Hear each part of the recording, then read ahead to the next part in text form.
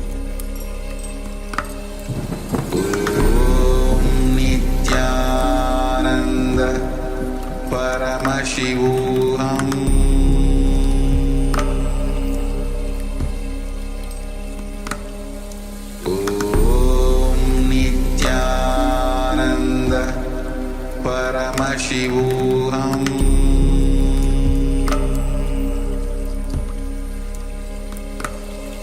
Om Nithyananda Paramashivoham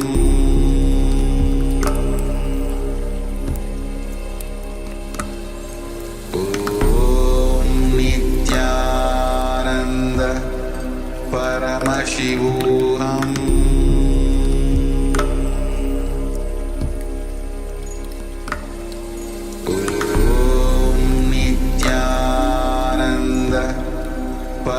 Paramashivoham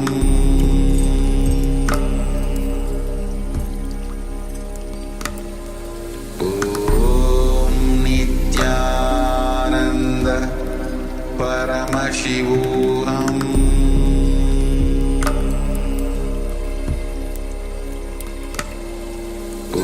Om Nithyananda Paramashivoham Paramashivoham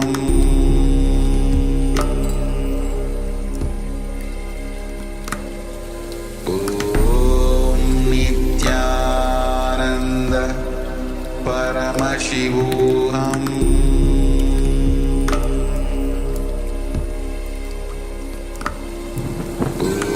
Om Nithyananda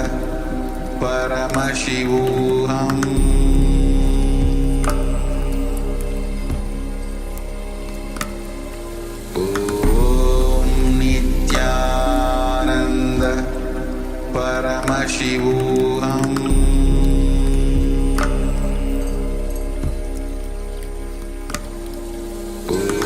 Om Nithyananda Paramashivoham Om Nithyananda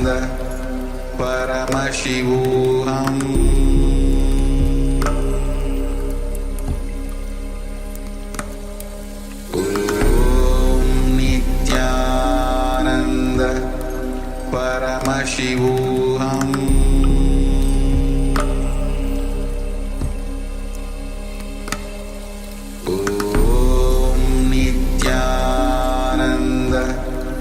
Paramashivoham Om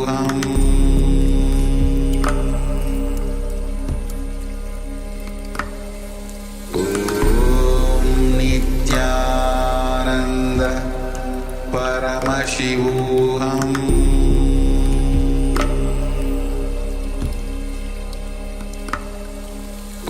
Om Nithyananda Paramashivoham Paramashivoham Om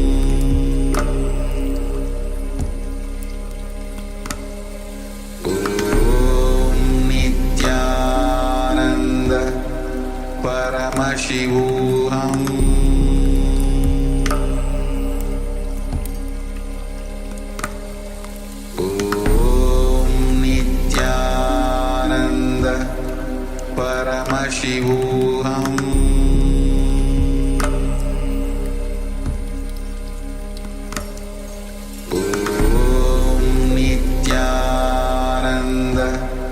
Paramashivoham Paramashivoham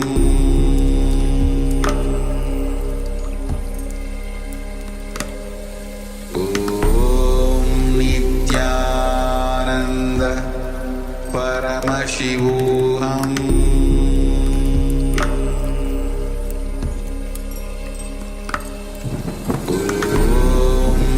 Nithyananda Paramashivoham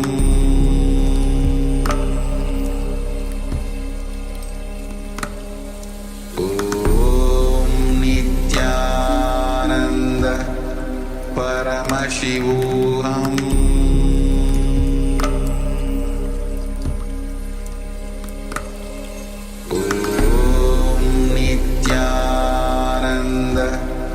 Paramashivoham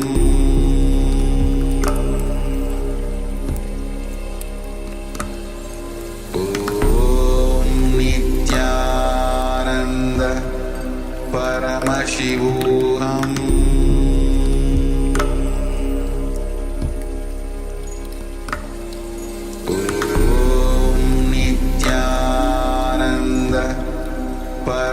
Paramashivoham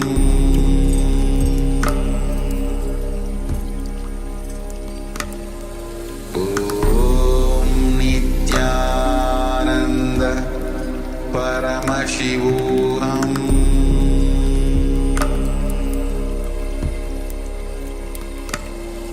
Om Nithyananda Paramashivoham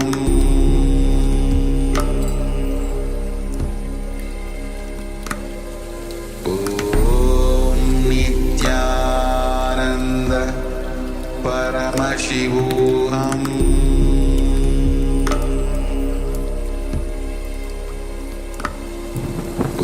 Om Nithyananda Paramashivoham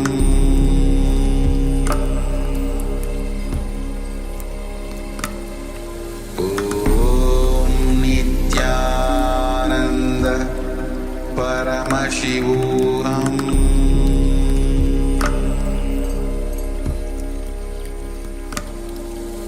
Om Nithyananda Paramashivoham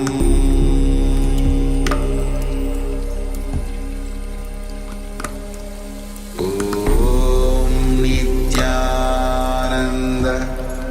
Paramashivoham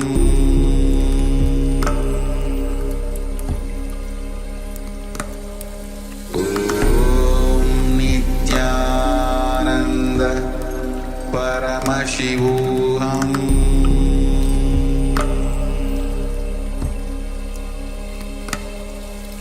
Om Nithyananda Paramashivoham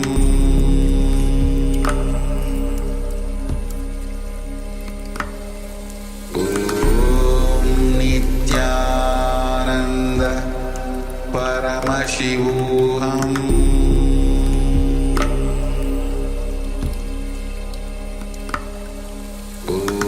Om Nithyananda Paramashivoham Shivoham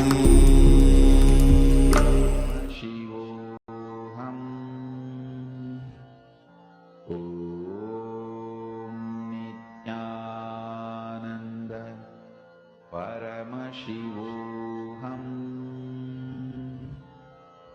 Om Nithyananda Paramashivoham Om Nithyananda Paramashivoham Om Nithyananda Paramashivoham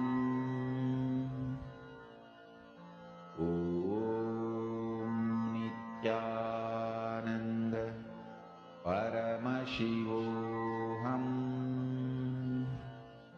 Om Nithyananda Paramashivoham Om Nithyananda Paramashivoham Om Nithyananda Paramashivoham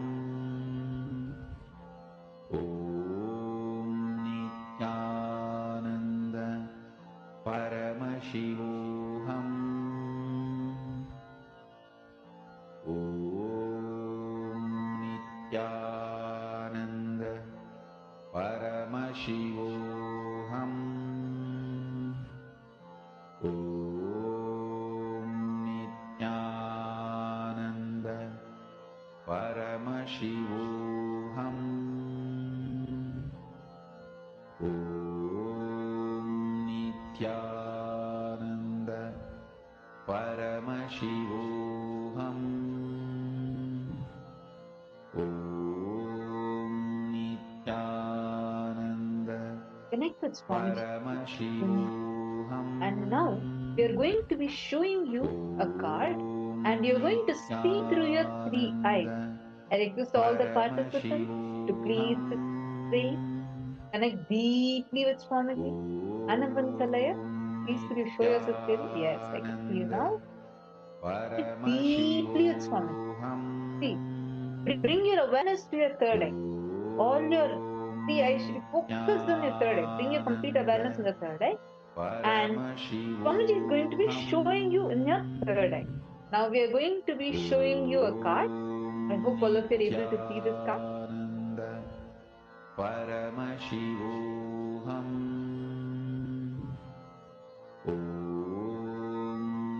Nithyananda Paramashivoham. See the card now? Nithyananda Whatever color, whatever word you are able to start verbalizing, just start telling it out. My equal. Just start telling it. You don't need to even type. Just start telling it out. Same way, Anand Bansalaya. Just start telling it out. Don't remove your eye band. Do not remove your eye band. Yes, correct. Okay. Now, please relax. My equal, it's okay. I think you by mistake removed your eye band. Don't worry. You can do it in next round now. So can I request all of you to remove your eye band now and post whatever Swamiji showed you in your side. My equal, you already saw the card, so now you need to wait. Anambansalaya, Chandrasekharaya, Matthew Veskaraya, what were each of you able to see? Please post this now.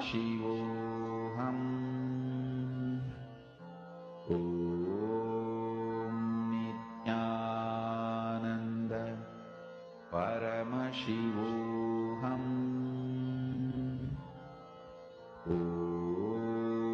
Nithyananda Paramashivoham Nithyananda Paramashivoham Nithyananda Paramashivoham. Have all of you posted? Okay, shall we see now what the actual answer is? Ready to see the actual answer?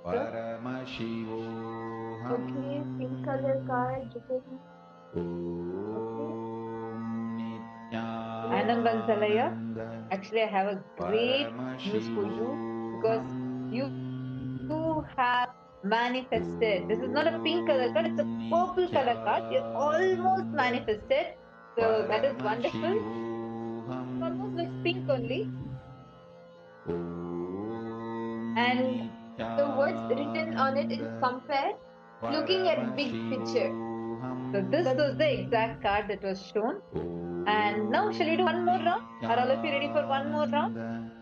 Please tie your eye bands. Okay, this time I'm going to be showing. I'm going to take a different card. I'm going to show. Can't even guess. So let's see. Ready? Please tie your eyes with an eye band. I'm ready with my card right now to show all of you. Intensely connect with Swamiji and the Mahavakya. Bring your awareness to your third eye. Now, I'm going to be showing the card to all of you. Yeah. Start seeing through your third eye. See through your third eye. Start verbalizing whatever Swamiji is showing you. What is the color of this card? Whatever Swamiji reveals in your third, start verbalizing it. It could be words, letters, colors, whatever you see. Bring your awareness completely to your third eye.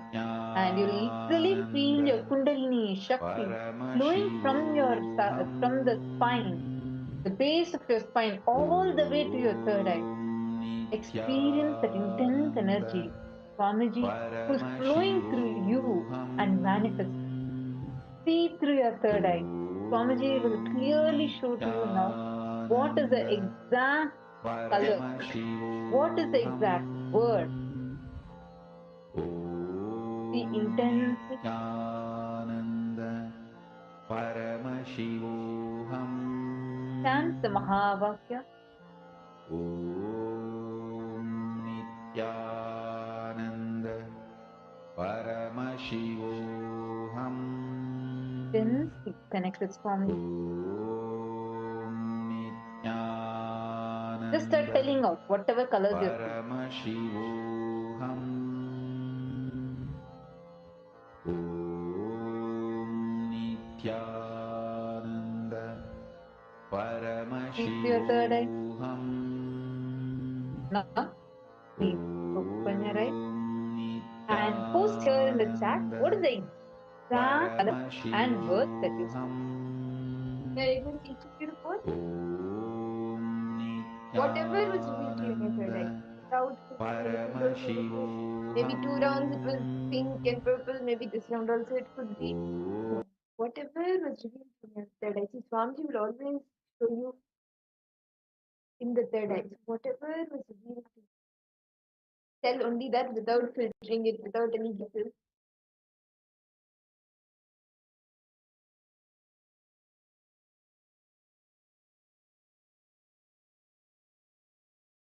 Gray or purple color card, okay? Anand Bansalaya, do not guess. Tell exactly, actually you saw. What did Swamiji show to you?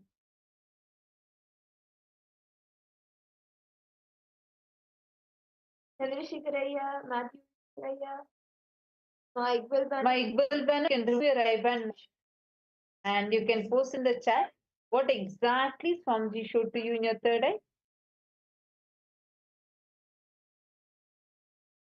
He's so afraid that God, by mistake also, I am not going to see the card again.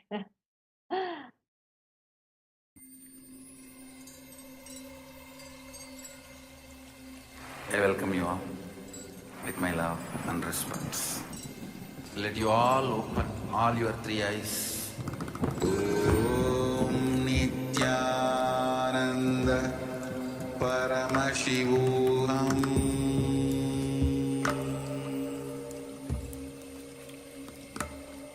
Om Nithyananda Paramashivoham.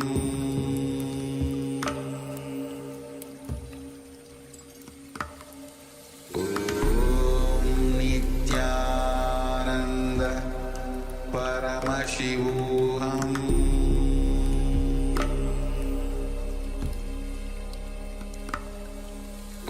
Om Nithyananda Paramashivoham.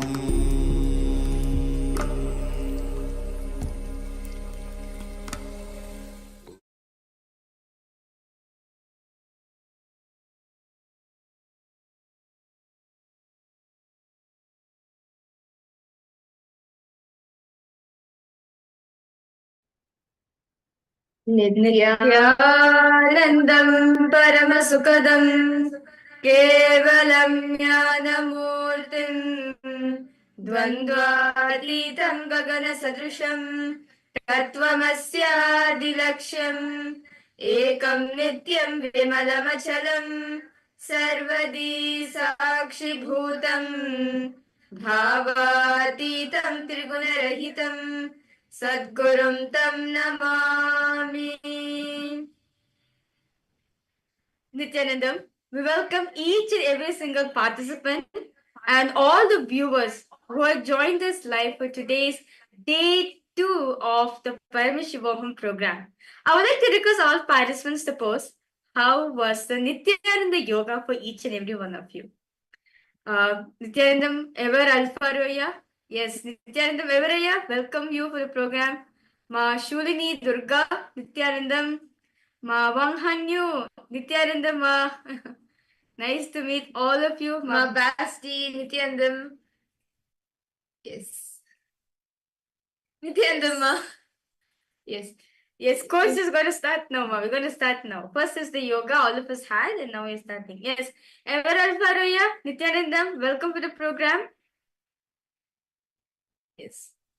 To all the viewers who's watching us through YouTube, welcome to YouTube for the date of the Paramashivoham program. I would like to request all the viewers and all the participants who's watching us live right now to share how was the Nithyananda yoga. How did you experience the yoga? For some of you do the Nithyananda. So how do you experience yoga? What was the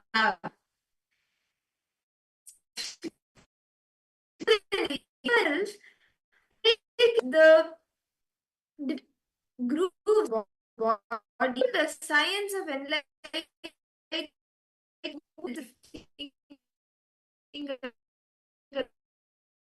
like even hold that science. Yoga helps the body to become ready to hold that. Yes. Ever Alfaraya, were you able to do the yoga? How did you like it? And what breakthroughs did you have? Ma Basdi, Ma Shulini Durga, Ma Sharmain, Ma Wang Hunyu. All of you can post.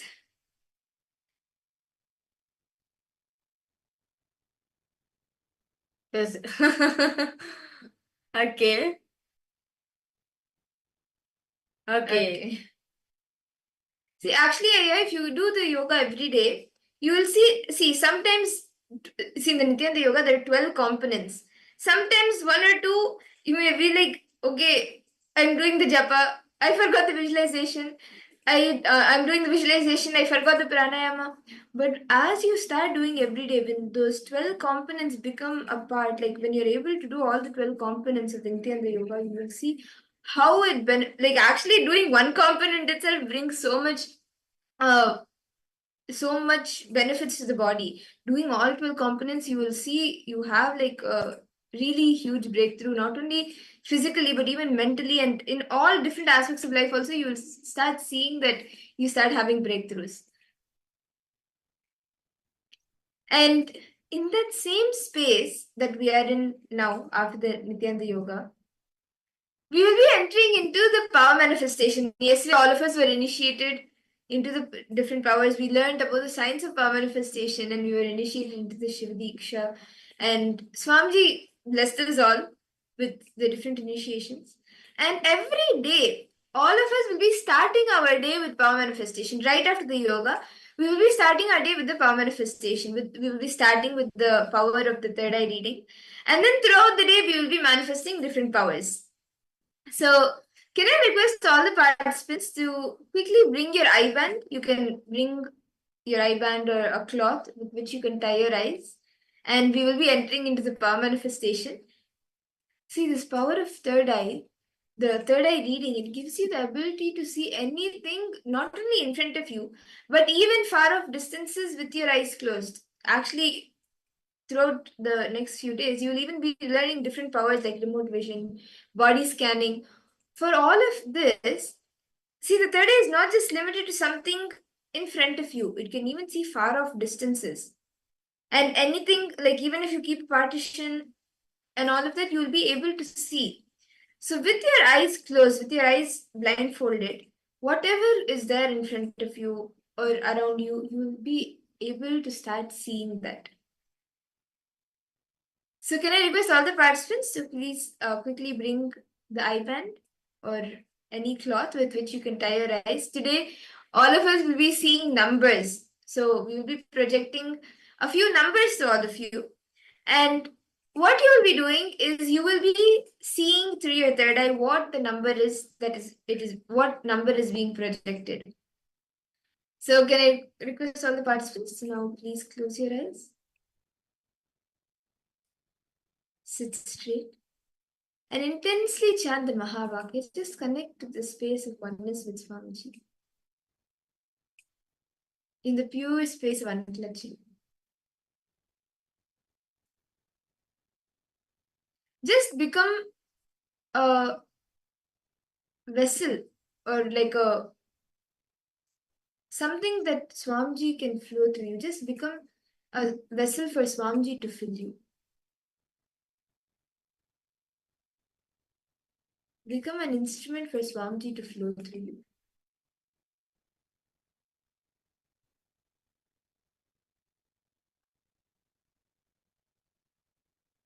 Start seeing whatever is happening around you. Start becoming aware of that. Bring the awareness to the third eye and start seeing and feeling whatever is happening around you.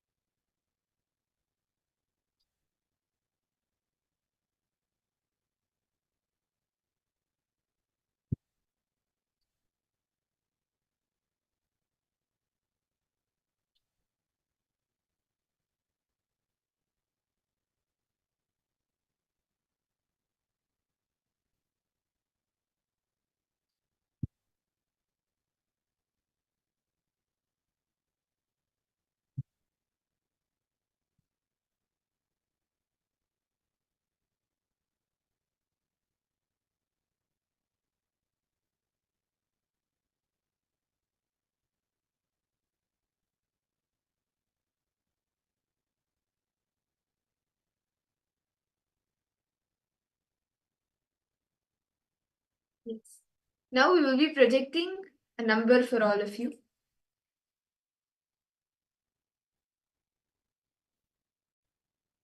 Whatever Swamiji shows you in your third eye, it could be the color and the number itself.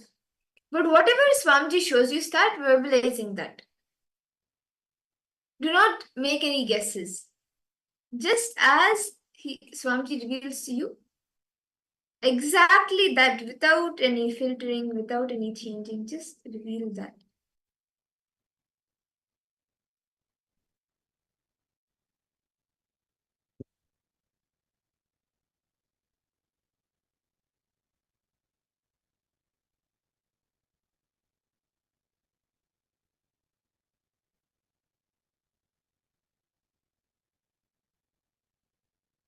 We are now projecting a number for all of you. Intensely chant the Mahavakya. Om Nithyananda Paramashivoham. Om Nithyananda Paramashivoham. Om Nithyananda Paramashivoham. Whatever Swamiji shows you, start verbalizing it.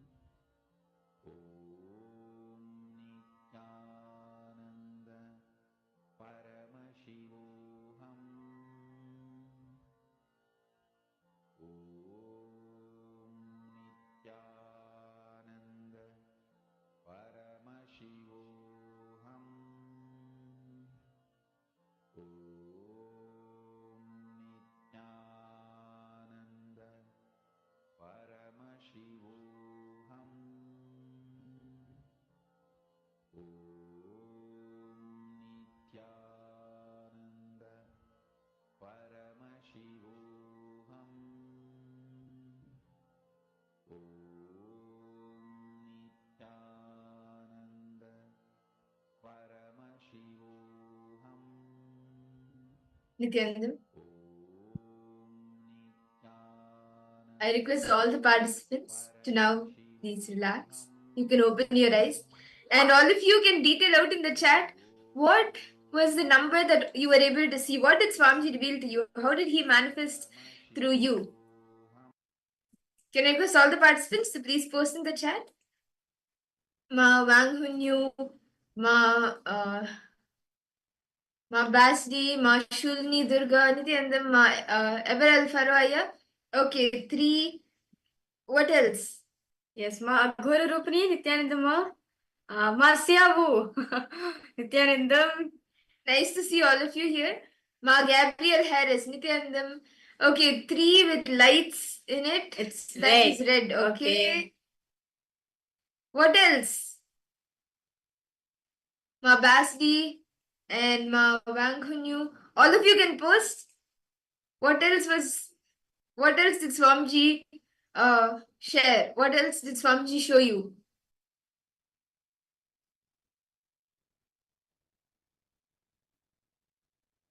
Okay.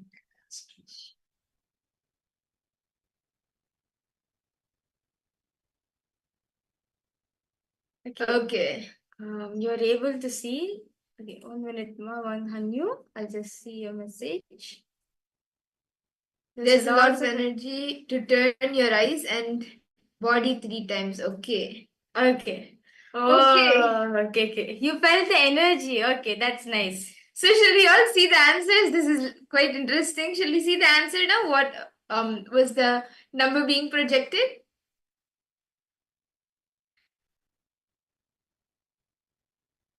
Okay. So the number which is being projected for all of you is 3, number 3. And you can see the 3 is in red color outline and it's like a purple color background. And all of you have gotten spot on. That's wonderful. Ever Farwaya, Ma Ananda Gurni, Ma Wang Hunyu. Ma Wang Hunyu, you actually what you saw was interesting. You maybe didn't see the exact number 3, but you could see like you were feeling the energy 3 times. So that's very nice, Ma. And all of you have gotten spot on, Ma Gabriel. Yes. So should we all do another exciting round? Should we all do another round? I request all the participants to please wear your eye bands. You can tie your eyes again.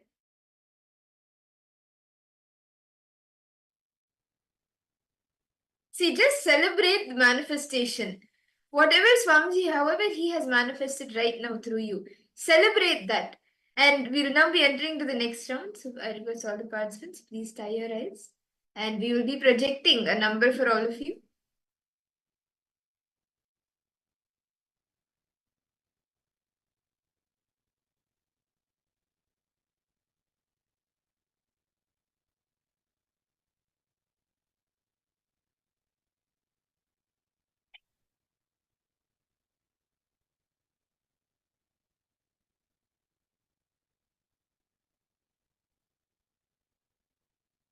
Now we are projecting an image for all of you. We are projecting a number for all of you. I request all of you to please start saying, chant the Mahavakya. Intensely connect to Swamiji in the pure space of oneness. And whatever Swamiji reveals to you, start verbalizing that.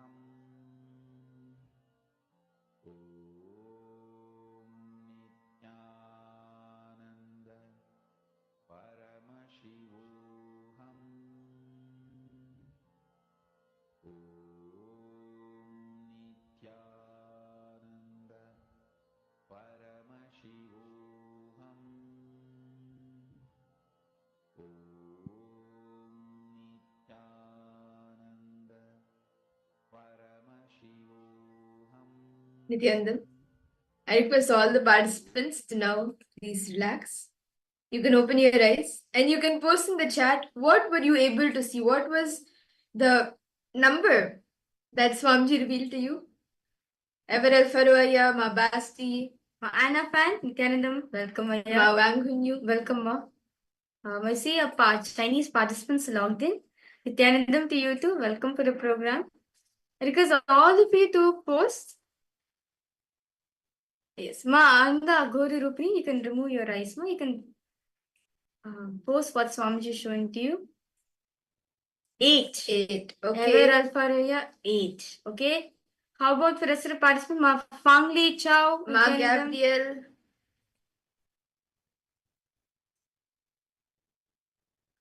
I see 8. Okay. Okay. How about the rest of the participants?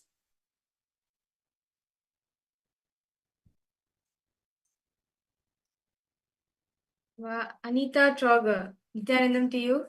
Yes, Everett got it. You saw 8. Okay, that's nice.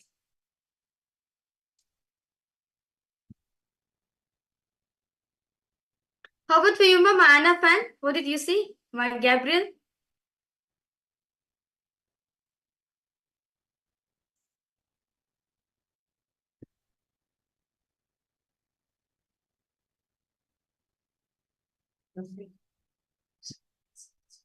Okay, you saw. Okay. Okay. No issues, Ma. Okay, so shall we all see the answer now? What was the number that was being projected? Okay, so yes, Nithyananda Manadeshri, welcome. Okay, so let's now verify the answers. So the number which has been projected for all of you was the number 8. The number 8 is in a neon background, it's in light blue color. And this is the exact image which we are projecting for all the participants. Okay, so that's nice. Evel Faraya and Ma Gabriel and Masiabu. Yes, you both have gotten spot on. Yes. See, just celebrate the manifestation. Whenever you manifest any power, just celebrate that manifestation. And Yes. I request all the participants even share whatever you experienced during the power manifestation. Like Wang, when you shared how she was able to feel some energy, right? How did each of you experience it? How did Swamiji show you the number? Did it appear to you as a number, or did you see it in a different way? Did you hear it? How did you experience it?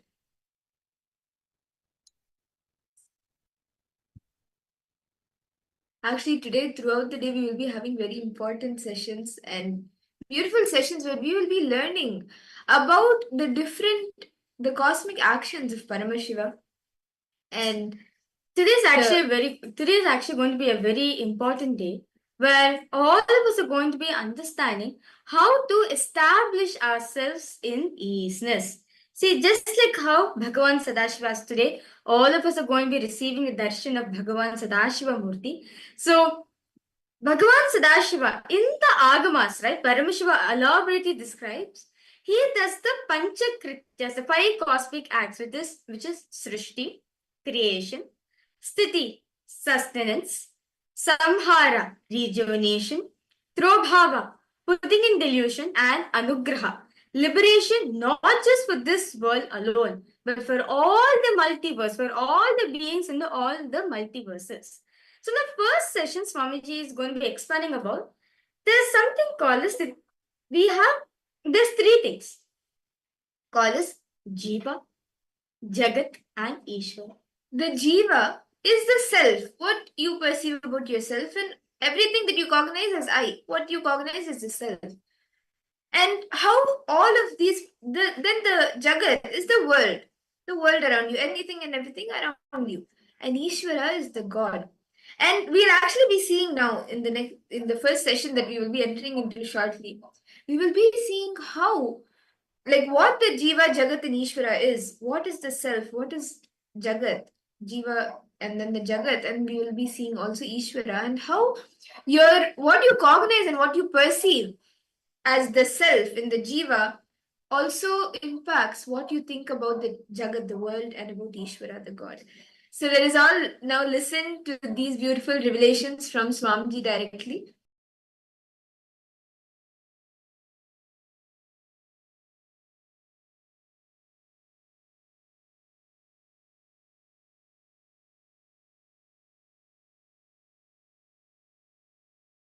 Jiva, Ishvara, Jagat.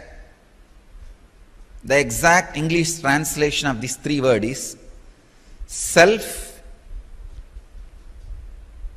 God and world. Jiva, Ishvara, Jagat. All three are made of same stuff. How you respond to all three will always be same. Please understand. If you are confused about self, you will be confused about Ishvara, God. If you are confused about self, you will be confused about the world. If you are clear about the self, you will be clear about Ishvara. If you are clear about the self, you will be clear about the world. If you have visual understanding about yourself, for example, when you look inside what you are, if you get an idea visually,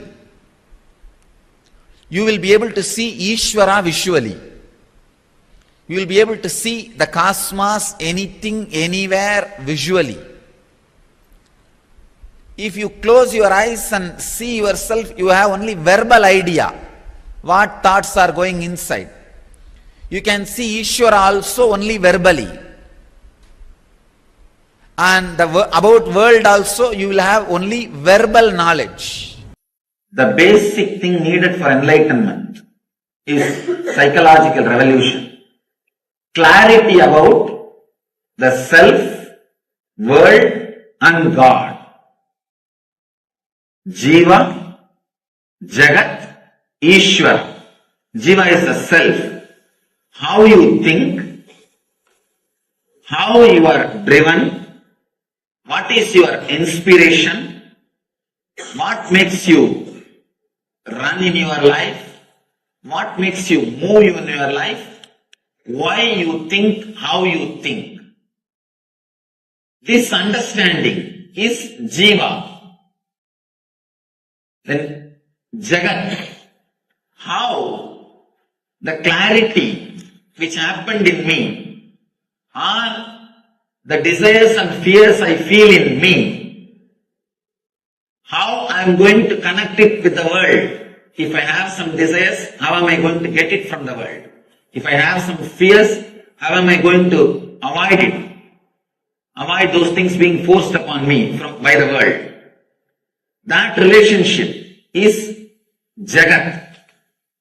Ishvara means the source for both. The source for individual self and the world is the Ishvara. Achieving that source, all these three is what is called enlightenment. First, having clear understanding about Jiva. Why you think, how you think. This clarity will give you the experience about Jiva. Then, how to connect with the world through your fear or through your greed. Achieving what you want to achieve or keeping away from what you don't want. This is the realization about the Jagat world. The third, Ishvara, which is the source of these two, experiencing it. Actually, it's a very subtle truth, but very strong truth. Just by understanding, it can liberate you. Just a simple understanding, it can solve so many problems, so many things. The click will straight away happen just by understanding. This sutra is the Nitya Sutra. Nitya Sutra means you need to practice it eternally. 25 states of consciousness, Jiva, 11 dimension of the universe, Jagat, 5 operations of the Sadashiva, Ishvara, Jiva, Jagat, Ishvara. Understanding of all these three and how they meet, how they connect, who means what to whom, what means what to whom, who connects with what in what way. This whole matrix is Maya. Realization of this whole matrix is Sadashivoham. Jiva Jagat Ishvara. And now when they understand the matrix between these three, the experience of Sadashivoham starts as a everyday happening. Please understand, happening means how the 9 body fluids are happening as long as you are alive in this body. Like this Sadashivoham will be one more oozing happening of as long as everything exists. The happening word, that is exactly the description of the word happening in Sanskrit. How the 9 body fluids go on happening as long as you are alive in this body. Anything which becomes that kind of a happening in you only is anubhuti. So this matrix of Jiva Ishvara Jagat, realization and mastery over this matrix happening in you is Sadashivoham. Not that when you have an incompletion, you will find completion, you will find solution. No, that is not called happening. That is taking medicine and healing. For example, you have a, what do you call that? Low hemoglobin. You take medicine and then hemoglobin, you become iron lady and then hemoglobin becomes all right. That is medicine. That is not happening. Understand? So when you find incompletion and you go for completion, it becomes all right. That is not happening. The moment hemoglobin starts coming down, automatically body secretes whatever is needed and it becomes all right, is only happening. So now this matrix and mastery over this matrix will become happening in you guys. That is Sadashivoham. When I am introducing, it is only a medicine. Wherever you have a problem, take this and heal, work, breakthrough. It's a medicine. But when this matrix is mastered, it becomes happening.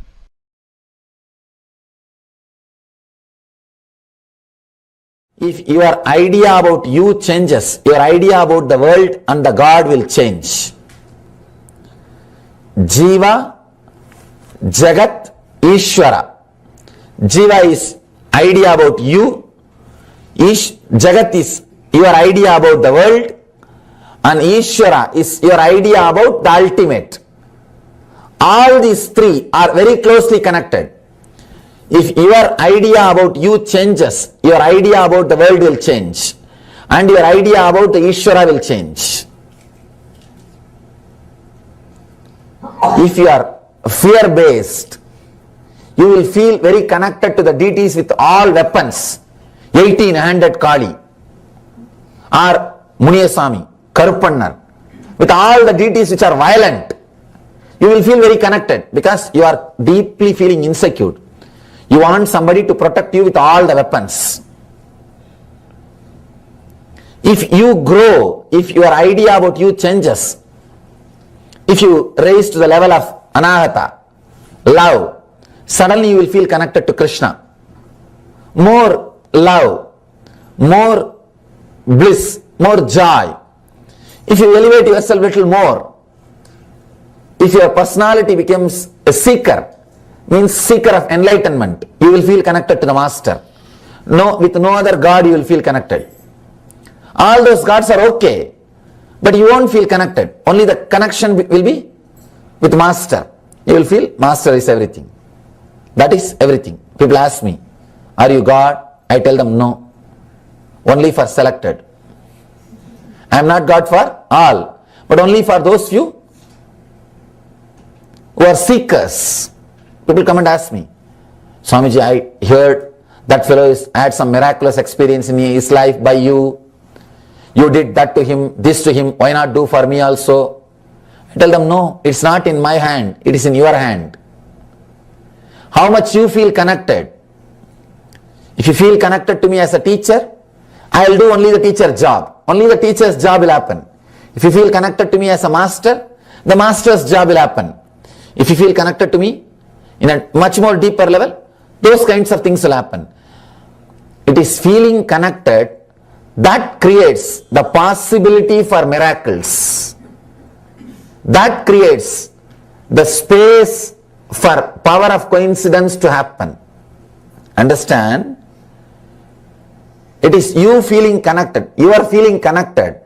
That creates a special space where miracles just continue to happen. Miracles are not done. It happens. If it is done, it is a work. Only if it happens, it is miracle. For you to become your Ishvara, only Jagat is created. Jagat is generated for you to become your Ishvara. For Jiva to become Shiva, Jagat is generated. Now know your goal and know you and generate your Jagat around you. For generating the Jagat, understanding about wealth and relationship, health, all this jnana vrata is required. You want to become very healthy. It means you have to attract a kind of people who are inspiring you every morning to get up and do yoga and do panchakriya and eat healthy. You can't attract the fellows morning it's like, come on, let's go to bar. You can't afford to attract the fellows, come on, let's go to McDonald's. Eat that 7-layer burger, Texas size, Starbucks coffee, 2-liter Coca-Cola.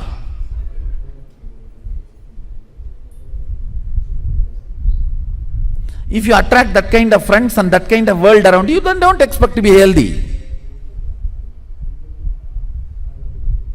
So if you want to be healthy, you need to attract a kind of people, setup, system, place where people are all happy and wake up early morning and breathe that fresh ozone and bend the body, do the yoga and eat healthy, live happily, don't accumulate toxins.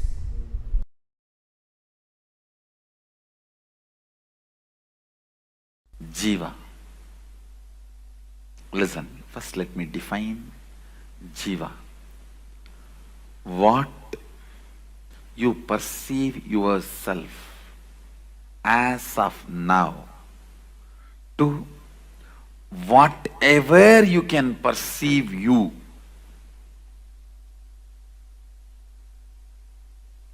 Till that level, you are called Jiva. When you cannot perceive yourself anymore individually, separately, you are Shiva.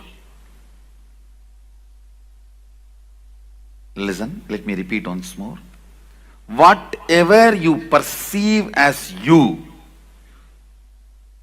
as of now, from this point to whatever you can perceive as you, whatever you are perceiving as of now to whatever you can perceive as you. Understand? Even if you perceive yourself as Sadashiva, you are only Jiva. It's within the matrix.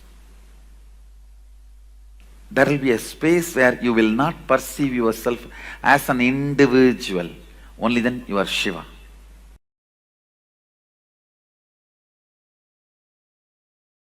Sadashiva. Please listen. What Vedas describe as Brahman, Agamas describe as Sadashiva, is not what English word God means. God means generator, operator, destroyer, three. Very clearly Agama says Sadashiva does Panchakritya, not three. Panchakritya means creation, protection, destruction, delusion, liberation. Srishti, Sthiti, Vinasha, Trodana, Anugraha. Even the word Srishti is not equivalent to creation. Even the word Sthiti is not equivalent to operation. Even the word Vinasha is not equivalent to destruction. Even that is a mentally retarded, handicapped version. The word God is not equivalent to Sadashiva.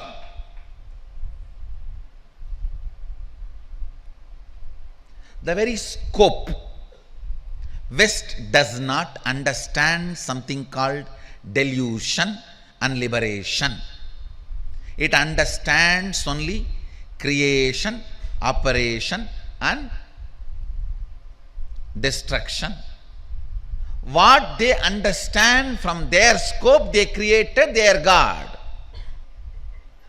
Understand what they could grasp, based on that they created their concept of God.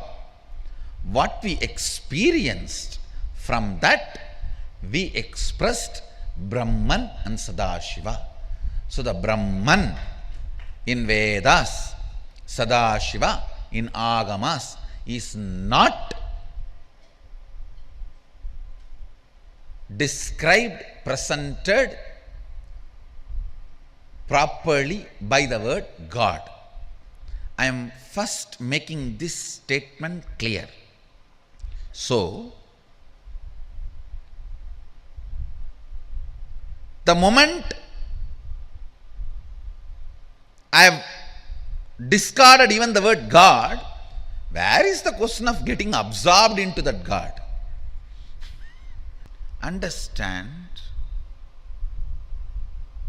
supernatural, paranormal, magical, all these words no way relates with what Agama describes, Upanishad describes as Shaktis.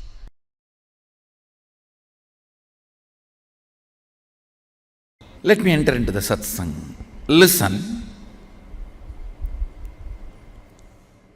Hindu tradition has only 3 steps for ultimate realization, manifesting Sadashivatva. 1. Shravana, listening. 2. Manana, internalizing. 3. Nididhyasana, manifesting, living. Listen carefully. Any great truth you listen, Shravana, which goes into your length logic dimension, should become part of your depth cognition. Once it becomes cognition, you start living it. That's all. Logically, you all heard millions of times from me, you are Mahasadashiva. You are the same pure consciousness. But it has not yet become your depth, cognition. It is sitting there, but not into your Anandagandha. Listen carefully. What is the way? All your great ideas, see, as long as it is only a length logic, it's an idea. When it becomes cognition, it is life. Ideas you have about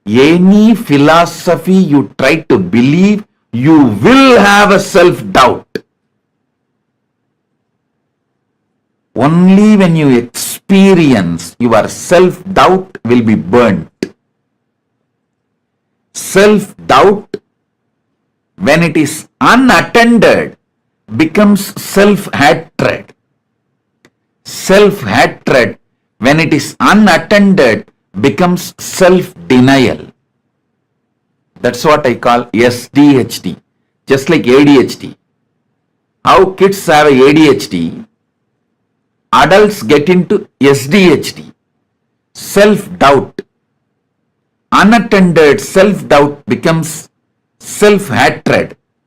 Unattended self-hatred becomes self-denial. The SDHD leads to doubt about life. Doubt about your own life. Doubt about your life becomes hatred for life and denial of life. LDHD, life doubt, life hatred, life denial, only becomes frustration, anger, depression about life. All the problems you face in your relationships with the external world, with the outer world, is LDHD. Listen, all the pasa you experience, all the mithya you experience, all the maya you experience, all the delusion you experience is LDHD. Life doubt, life hatred, life denial. All the insecurity you experience about life is God doubt, God hatred, God denial. Listen. What starts as SDHD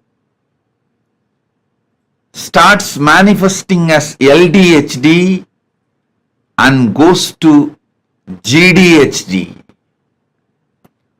Once you don't attend to your self-doubt, self-hatred, self-denial, it takes the form of LDHD and GDHD.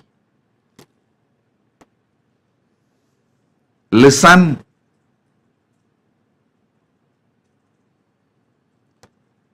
Come to the source core of you. The source of you. Through experience.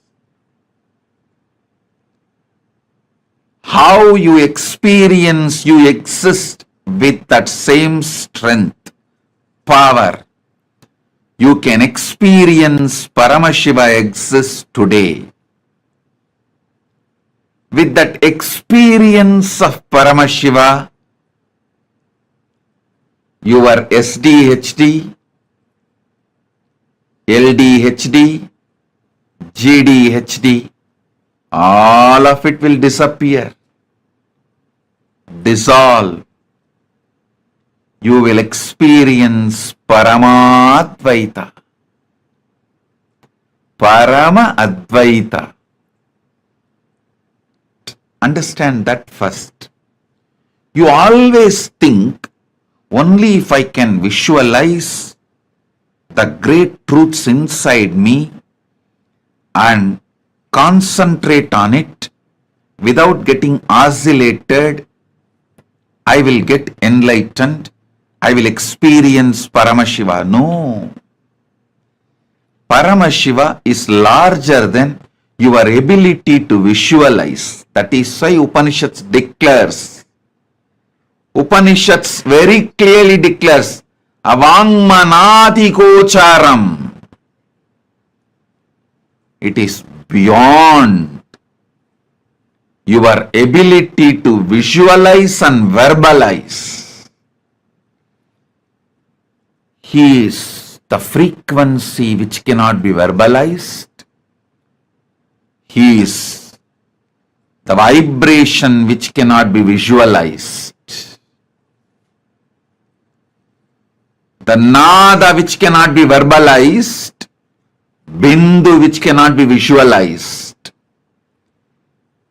He is Satya, only can be experienced. Before entering into the sutra, just few understandings, few words about the scripture, Shiva Sutra.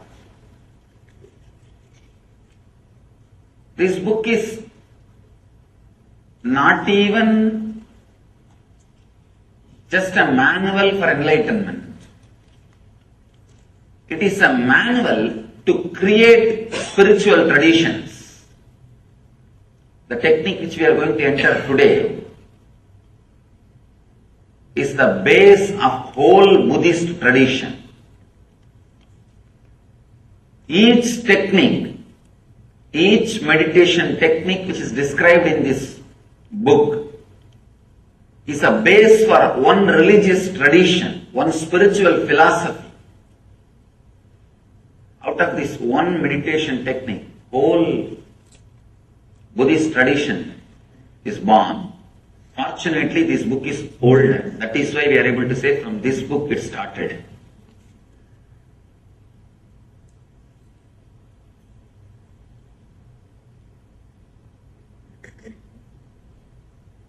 People ask me, how can you keep Buddha also along with gods? Because Buddha did not accept Vedic gods.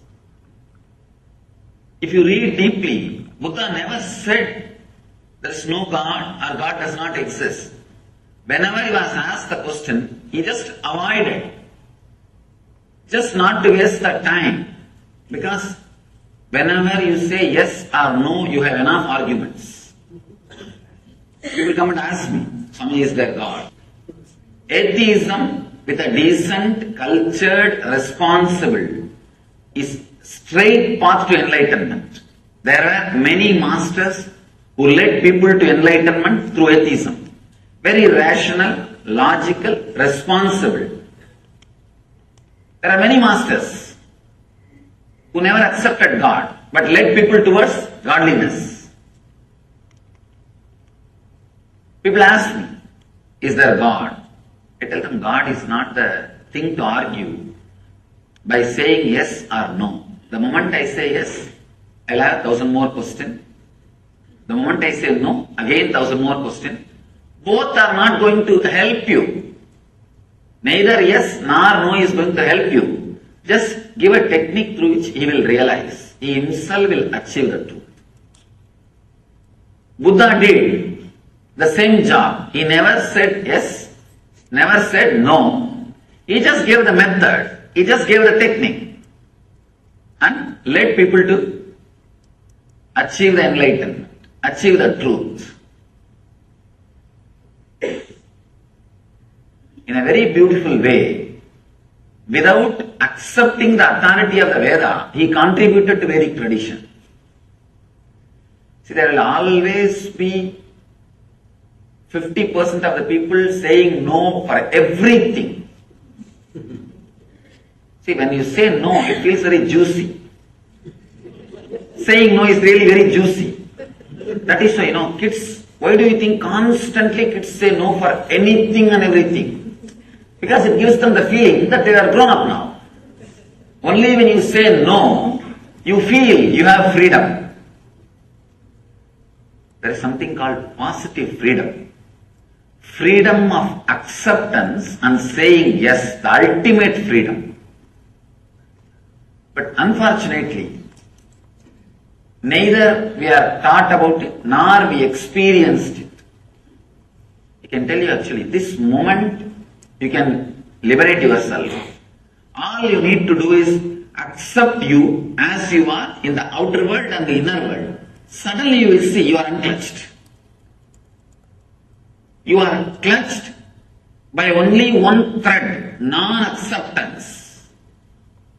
Sutre Maniganaiva. Krishna says, I am the thread running through the whole existence. There is one thread in you which is running through the whole suffering of your life. Non-acceptance. Just like a Lord is the thread. Krishna is the thread running, connecting the whole existence. Your non-acceptance is the thread running and connecting your whole sufferings. What you call as samsara roga, bhavaroga, suffering of disease. This one moment, a simple acceptance. People ask me, I am not able to accept that I am not able to accept me, Swami. I tell them, alright, at least accept that you are not able to accept you. That's all. Even that is an acceptance. Even that acceptance can suddenly unclutch you. There is no need for thought flowing in you. There were one group of people who are very simple, who are able to straight away connect and accept and realize the truth. For that group, the Vedic tradition was helping. But slowly, unfortunately, a kind of a negative wave or negative group started developing because the spiritual techniques and the transmission of the spiritual enlightenment was not happening at one point. Transmission of enlightenment was not happening.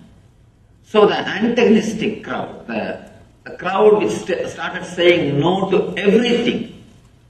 If you say no logically, there won't be any problem.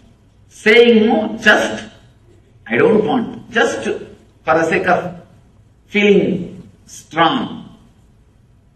For that group, there is nobody to guide them. It is not that just because they have gone astray, they can be dropped or they can be completely thrown out. No. Somebody has to take care of them. So then, divine descends as Buddha, who gathers all the dropouts. He gathers all the people who say or saying constantly no. He also gathered all of them and said, yes, he played the same tune.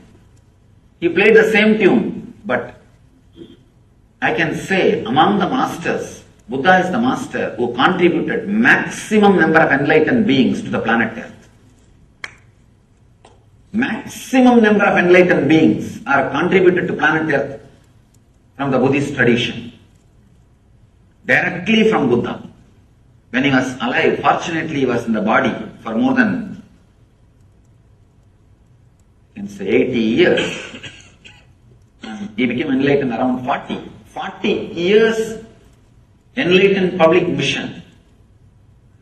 He created at least 10,000 enlightened beings. I think even now it's a achievement. I don't think anybody else has done much more than that. He contributed so much without directly saying yes or no to the question whether God exists or not. He straight away gave the technique.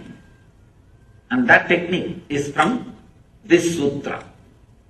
This is the sutra which forms the core, center of the Buddhist tradition. That is why the Upanishad says the person who is initiated, the initiated person, for him whole world is heaven. Amritasya, immortal heaven. The person is uninitiated. See, understand the word initiation. It means not that doing some ceremony or ritual. Initiation means the click happening in you. When a master expresses the truth, the realization, if the click happens in you, if suddenly you feel, oh God, right. What he says is right. I was always thinking this. He put it in the right way. If you feel whatever I am speaking, always you thought about it, but I am verbalizing it, I am properly putting it in word, initiation has happened. That is the scale, whether initiation has happened or not. If the initiation happens, the whole world is heaven. If the initiation is not happening, then the whole world is hell. All you need to understand is this two quality. When you do not accept this moment, starts the greed. When you do not accept the moments which may come, there starts fear. Out of greed, the quality of rajas gets added into your system. Out of fear, the quality of tamas gets added into your system. All you need to understand, the more and more time you spend in the middle path means accepting the inevitability and accepting your present moment, accepting you as you are now, understanding the inevitability of the life which may happen in you, happen for you. When you have these two understanding, that is what we call sattva, means relaxed, restful middle path. Neither you are driven by the non-acceptance of the present moment, nor you are driven by the non-acceptance of the future moments. Non-acceptance of the present moment and future moment are the root of rajas and tamas, restlessness and fear, restlessness and inertia. This simple understanding, this psychological revolution, actually the moment initiation happens in you, every word which comes out of the master rings bell in your heart, and that becomes a strong, clear programming in you. Programming your life based on the Vedic knowledge. Even the Vedic knowledge seems to be too small word. The right word is the true knowledge. Actually, Vedic knowledge is true knowledge. But in course of time, people have started thinking Vedic knowledge is something like a brandy. No. All of us need to understand the word Veda. Veda means the knowledge which comes out of your inner space when you are unclutched. When you are unclutched and relaxed, whatever research and development happens automatically inside you without you contributing or you interfering. That is Veda. If you just keep quiet, Veda will happen in you. That's all is the basic truth. When you unclutch and rest in a silence, relax in silence, a strong visualizations without verbalizations will happen in you. Those truths are only called Vedas. There is a beautiful description about who is Rishi in Sanskrit. Mantra drashta is Rishi. Understand? Not the person who heard the mantra, but the person who sees the mantra. Mantra drashta. Drashta means who sees. Means the whole knowledge or truth will happen in you as a visualization, not as a verbalization. When you drop from verbalization, unclutch from verbalization, mantra drashta will happen. Now we are all only listening the mantra. Means like a sound, either from outside or from inside. It comes out only as a verbalization. Then you are not Rishi. Relax. Then it is not Vedas. It is not the true knowledge. It is perverted knowledge. In Sanskrit we use the word, the perverted knowledge. Means half truth or perverted truth. When you unclutch from the verbalization which is constantly happening, Yes, strong visualizations beyond your verbalization will come out. All you need to do is put all your effort and relax from unclenching. Suddenly you will see a very strong visualizations will start happening in you. Those visualizations are only called as visions. Mantra drashta. You will see the mantras. Mantra means knowledge, truth. You will see the mantras. You will see the truth. That is what is called Vedam.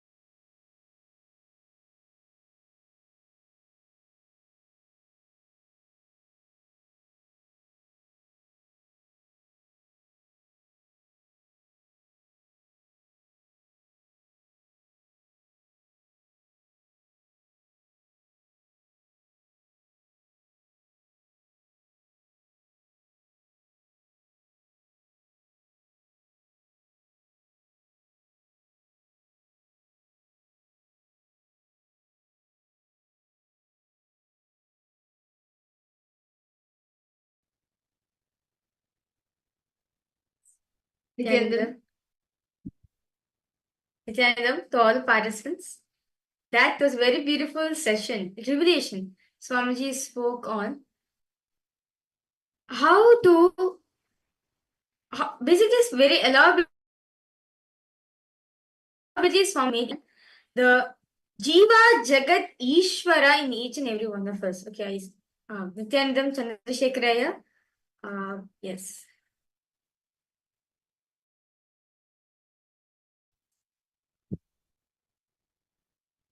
See, beautifully Swamiji revealed to us in this session about the Jiva, Jagat, and the Ishvara. How the Jiva, the self, affects or like what we perceive about ourselves, about you, within you. What you cognize about the self, the Jiva, is how you see and you perceive even the Jagat, the world, and Ishvara. Your perceptions, based on how you think about yourself, your perceptions about Jagat and Ishvara also change. How many of you are able to see this actually happening in your life? When something within you changes, when a thought current within you changes, or within you feel a certain way, then the way you, like, if you feel very positive inside, very happy, then even the situations around you, the Jagat around you, you start seeing it in a different way. You start feeling life is auspicious, life is showering me. But the moment you start using life negative words towards yourself, or you start feeling powerless, even the Jagat around you, the world around you, you start feeling as if life is bad, life is unfair. How many of you are seeing this actually happen? You see that what you think about the self, the Jiva, affects your perception you have about the Jagat and about Ishvara. And how many will answer any questions and if you ask. In this session, right, all of us like Jiva, Jan, Ishvara. Jiva is the individual consciousness. Jiva is the 25 states of class. Jagat is the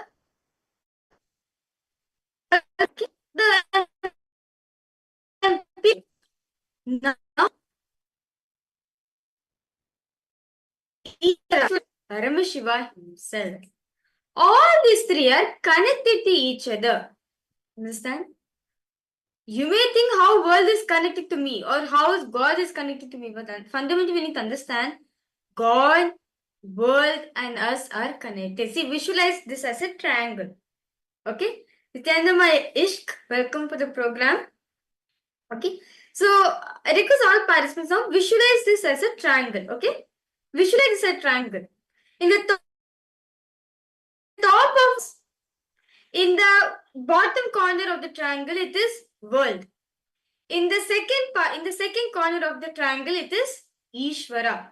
All these three are connected to each other. If, let's say, if you are sad, if Jiva is sad, then see, if you are confused, then you will think the world is confused. Then forget about God. You won't even relate with God. So understand all these three, us, world, and God, Paramashiva, all these three are connected to each and every one of us. See, if you are confused about the self, you will even feel confused about Ishvara, about God. You will feel confused about the world, about Jagat. And you will see literally everything that it becomes chaotic. But if you are clear about the self, if you know, yes, this is myself. This, if you are clear about it, then the way you see Ishvara, the way you will be very clear about the Ishvara component. You will be so clear about the Jagat, the world around you. So, remember understanding. So, we need to get clarity in ourselves, as very beautifully in the Vijnana Bhairatantra. Sutra 63, Dharana 40. Paramashiva very beautifully says, Sarvam deham chinmayam hi dagatva paribhavayet yogapanirvikalpena manasa paramodayaha. He says, your body, Jiva, is filled with consciousness. Who is Sadashiva? Yourself is Sadashiva indeed. The whole universe, Jagat, is also Chinmayam. The essence and nature of consciousness. Expand your cognition to the whole universe with its many planets, galaxies, and space, and beyond all is Paramashiva. Now, can we all take a few minutes? I request all the participants to please take a few moments. We will be doing a small internalization exercise where we will be exploring the world, the Jagat. So, what all of you will be doing right now is just look in and think how you perceive the world around you, the people, the society, everything around you, how life as a whole, how do you perceive it? List all the perspectives about life that you have, life, society, nature, everything, all the perceptions you have about the world around you. You can maybe ask questions to yourself like, how do I relate to others? What do I view, like, how are my views about the universe? For all of these different questions, these are just two examples, but you can ask questions like this to yourself and write down the different perceptions you have about the world, the Jagat around you. Let's take a few minutes to write this down.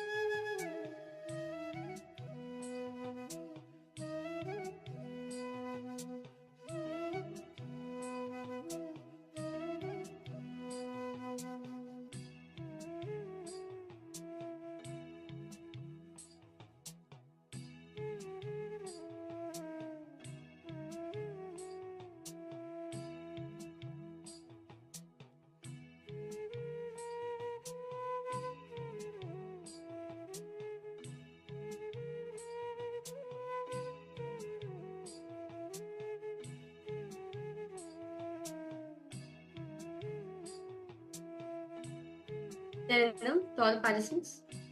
Hope all of you are done writing. So in the first round, right, just now, all of us wrote about the ideas, what we carry about the world, right? Or various different concepts, various different ideologies we carry about the world. Now, can I request all participants to please take a few minutes and now write your concept of God.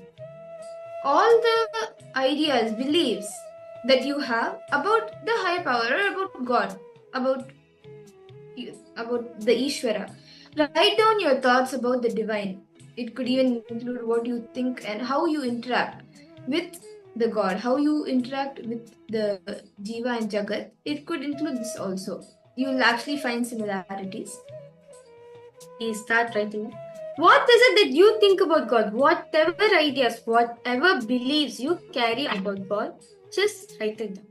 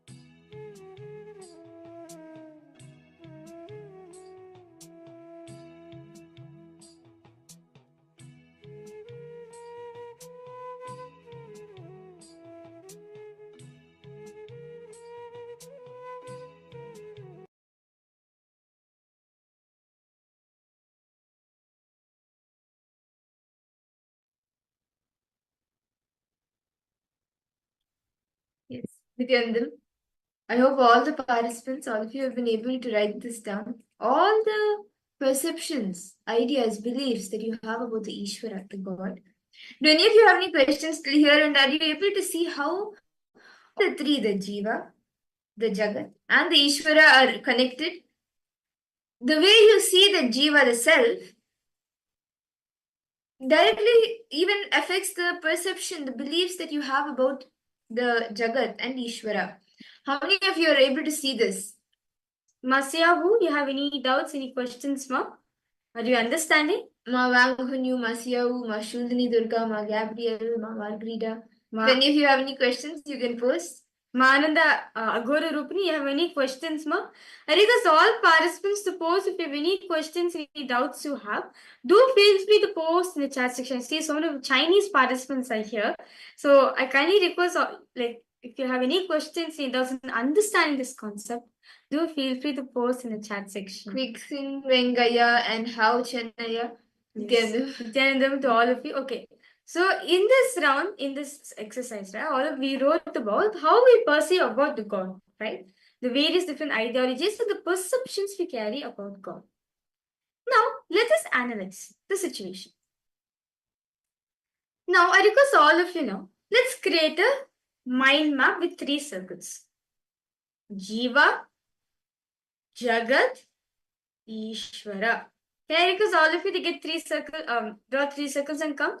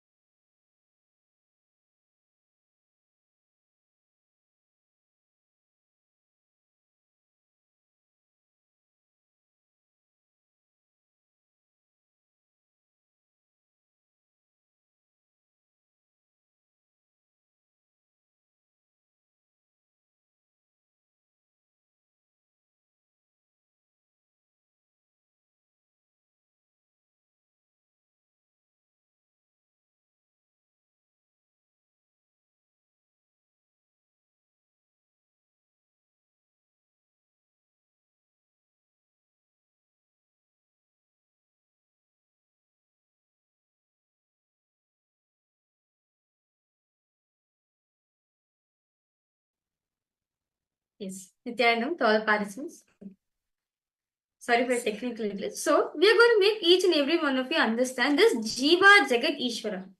Can I request all of you to get the paper and come? Okay, so what we're going to be doing is, let's create 3 circles, okay?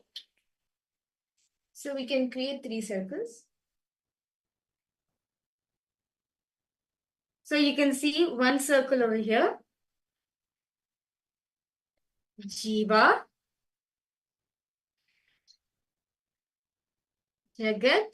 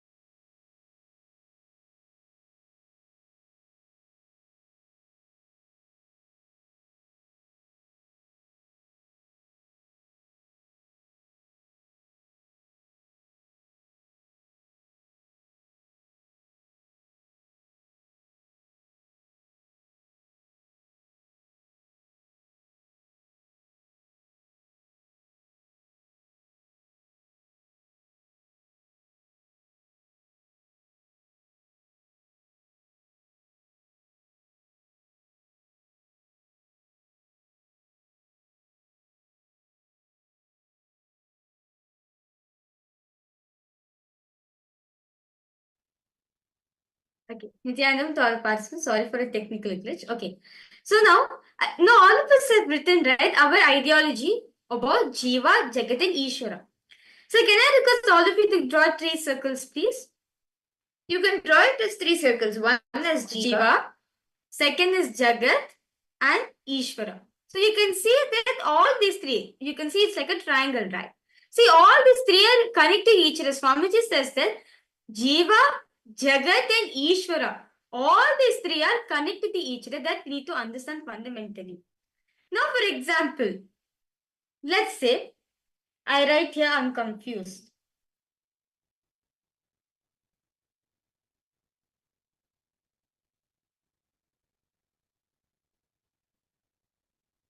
Okay, so I write over here that I am confused. Now what will happen? Even, see, now if I approach the world out of confusion, right? It will be out of, I see the world as chaotic. It's so chaos. I'm not able to take it, so chaotic. Now, Ishvara. Ishvara, I'll think it as distant, unapproachable.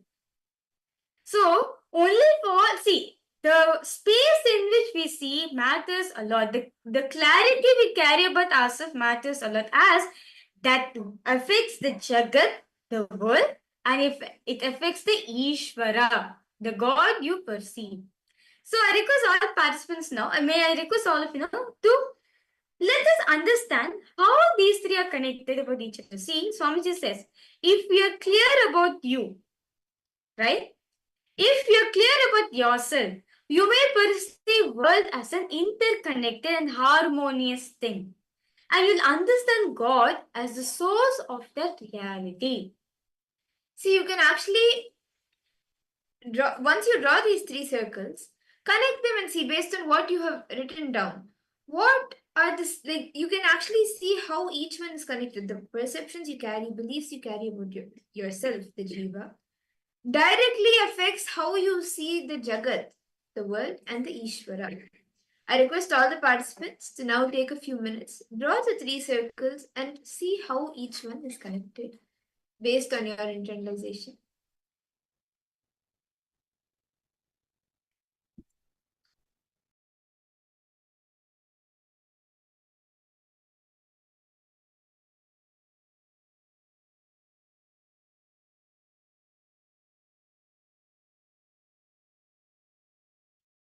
Based on your internalization, the different connections that you see, how your perceptions affect the Jagat and the Ishvara, the way you see the Jagat, the world, and the Ishvara.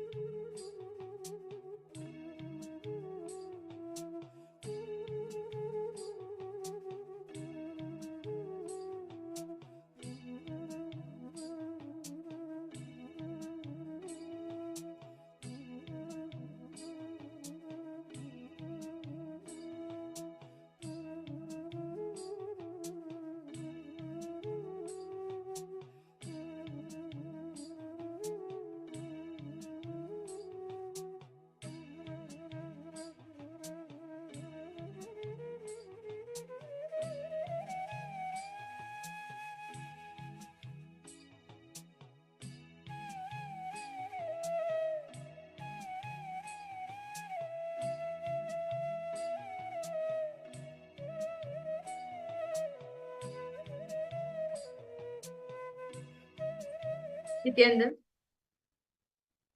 I hope all the participants, all of you have been able to write down these things and do the connection of how the Jiva, Jagat, and Ishvara are connected, and you've been able to understand how these three are interconnected and interlinked. Do any of you have any questions? Please feel free to post it in the chat. Ma Siawu, Ma Wang Hunyu. All of you can post if you have any questions. Ma Ananda Gorni, Ma Basti Malita Nithyanandam, Ma Gabriel. Okay. I request all participants any doubts you have, do feel free to post in the chat section, okay? So let us now move ahead to the next exercise which Swamiji has given. The next step Swamiji has given is, now, based on what your reflections, based on whatever you have come so far, right? Identify one clarity.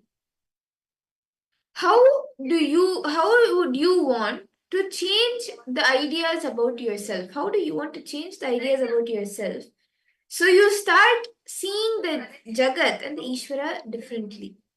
Can I request all the participants to now write down the ways you want to see yourself, the different ideas you want to hold about yourself. You can create a table of what you want to be, what you want, the ideas that you want to have. Let's all take a few minutes to write this down.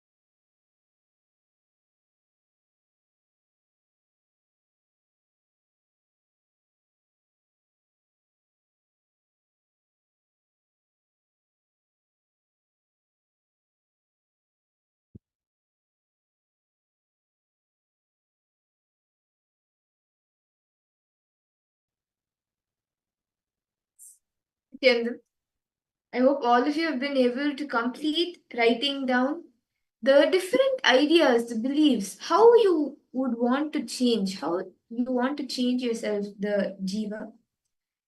And with that, internalization, see, actually, this is a very powerful internalization exercise because only what you perceive in the jiva, the self, you will be able to even like that is only being projected for the Jagat and the Ishvara. So when you hold, like when you believe within you something positive, powerful, then even the Jagat and Ishvara, you will cognize it in a completely different way. If you are clear about the self, then you will be clear about even the Jagat and about Ishvara. And with that clarity, knowing that, okay, from now on, let me use the right words or let me use the right beliefs in my jiva to manifest the Jagat and the Ishwar. With that space, let us all enter into the power manifestation. See, power manifestation today, throughout the day, we will be manifesting a very exciting power. Actually, not power, powers, because we will be doing the powers of length, breadth, and depth. See, today, as all of us will be blessed with Sadashiva Murti, form of Paramashiva, Sadashiva actually manifests the all forms of Paramashiva, including and even you, continuously do the Pancha Krityas, the 5 cosmic actions. And in each of these, there are there are actually 11 dimensions, but the 5 base dimensions, length, breadth, depth, time, and space, these are the 5 dimensions that we understand. And these are actually powers also by themselves.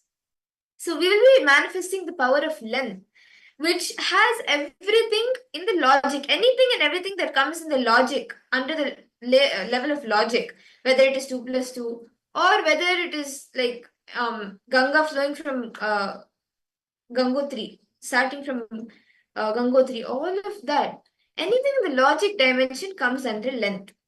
So we'll be manifesting an exciting power where we will be giving all of you a question in the length dimension, which means logic.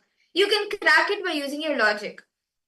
So those questions we will be giving, and you will be seeing that through your third eye, scanning and seeing through your third eye what the answer to that question is.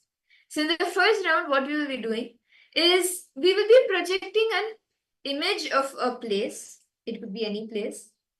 And you will be scanning the height of that building. You can scan the name and the height of that building. So this is what you will be doing. Now, can I request all the participants to please settle down and you can sit straight. Intensely chant the Mahavakya. Connect to Swamiji intensely.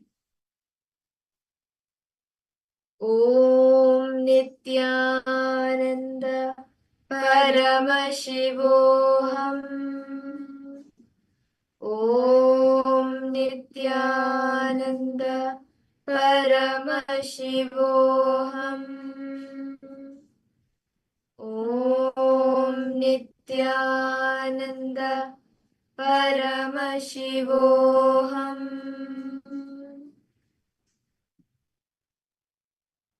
Now we will be projecting a question for all of you, a building for all of you.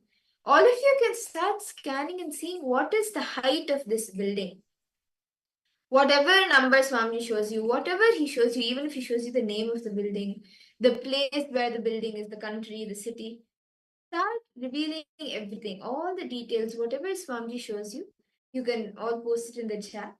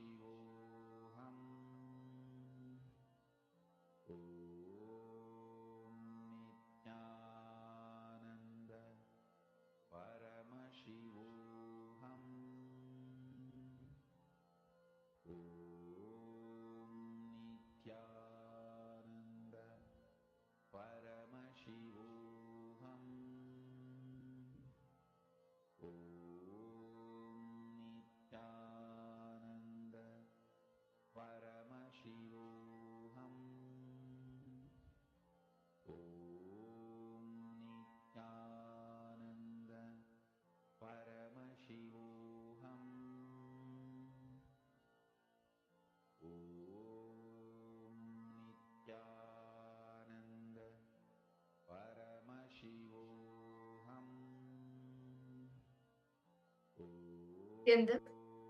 Now I request all the participants to post in the chat what were you able to see? What was the height of this building that we were projecting for all? You can even post it like the country, the height. What was the details that Swamiji revealed to you in the third eye? Can I request all the participants to post?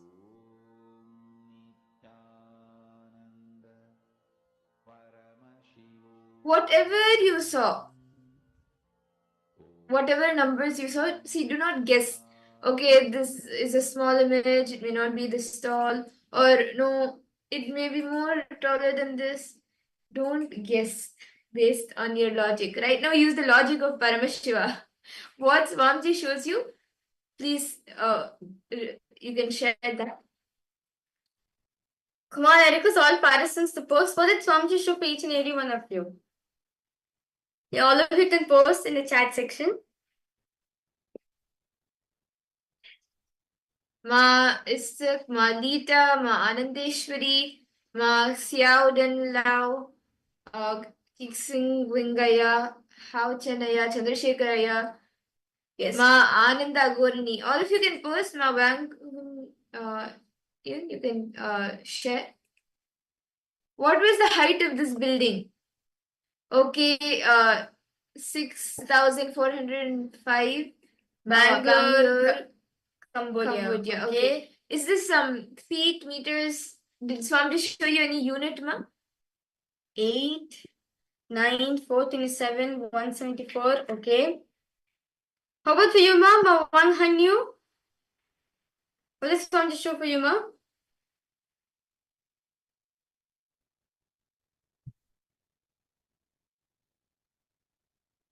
Okay.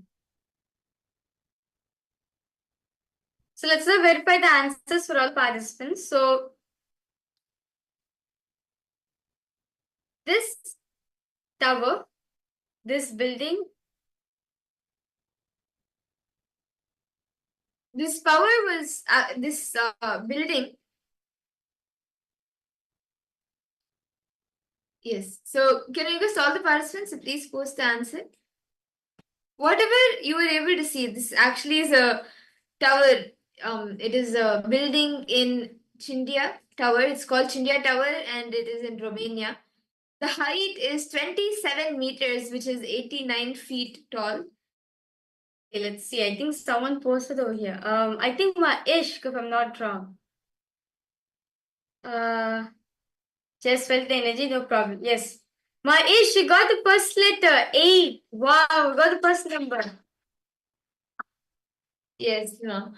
Yes. So, see, actually, as throughout the day we'll be manifesting this power, try going more deeper. When you see one number, ask Swamiji, Swamiji, is there anything more?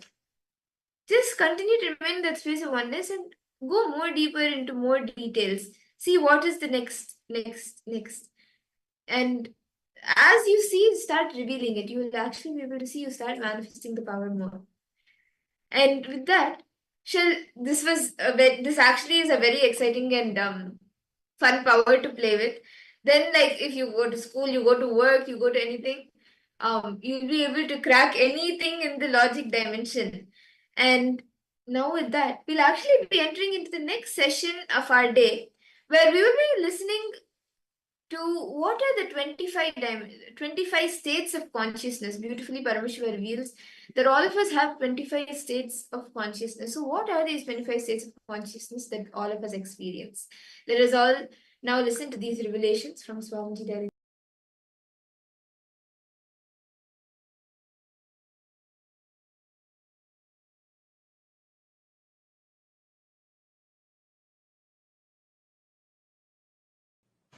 Let me define consciousness. Consciousness is the strength, power of your experience about your first person, the source of your first person. How powerfully you are grounded into the experience of your first person. Who am I? What am I? Why am I? How am I? from when am I, from where am I, to where am I. Everything about your first person, the source of your first person,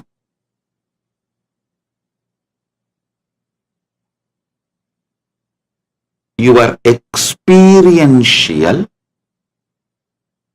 cognitions about the source of your first person is what I call consciousness. By focusing your energies, your colors, your manifestations. What are your manifestations? Your emotions, your ability to cognize, your ability to think, means your manaha, chittaha, buddhihi,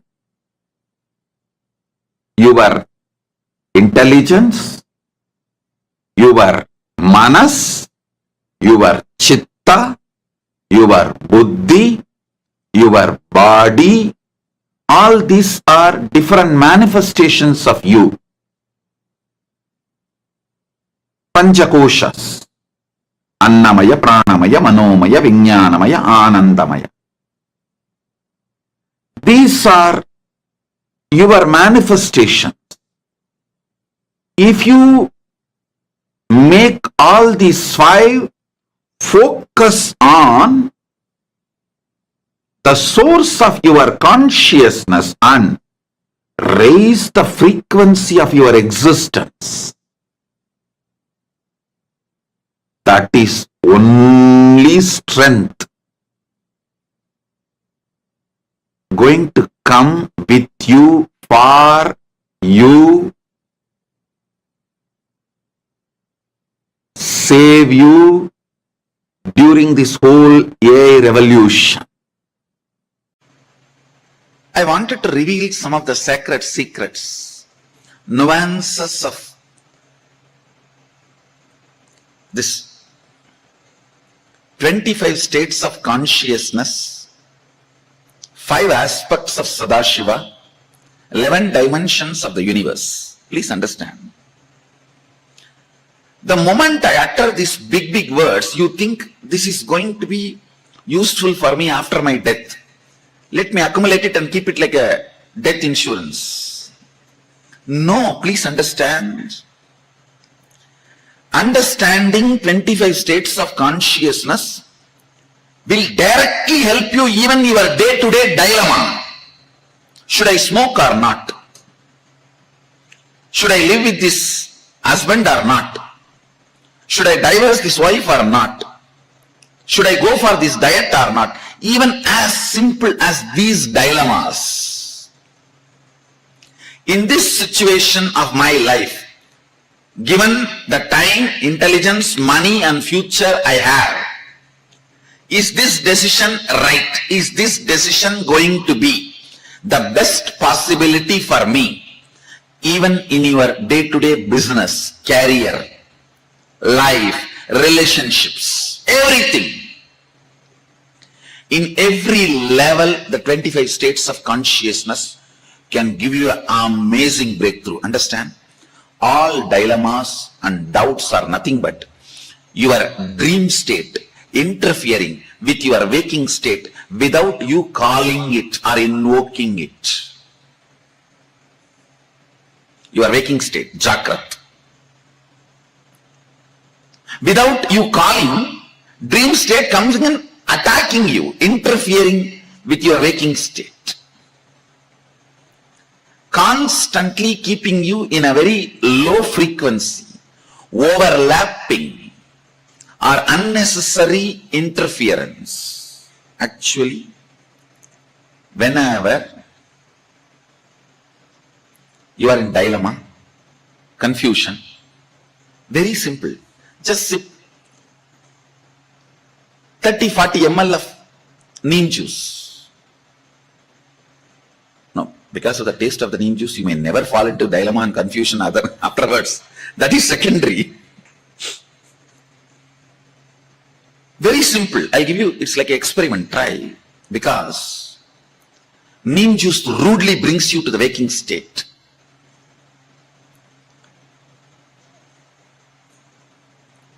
All dilemma is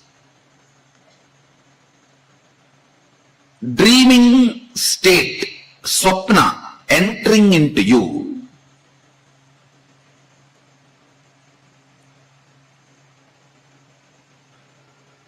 and convincing your waking state that dream state is part of your waking state. So the deluded information, less informed frequency of you, actually, less informed frequency of you is your dream state. Little more informed frequency of you is your waking state. Completely, fully informed, awakened state of you, dimension of you is Turiya state. Not only fully informed, all empowered to manipulate, manifest, play with any of the, where knowledge is power, that state is Turyadita. Understand, this less informed dream state entering into your waking state and convincing your waking state that your dream state is part of your waking state. So it is like a less informed person and more informed person having a debate. How it will be?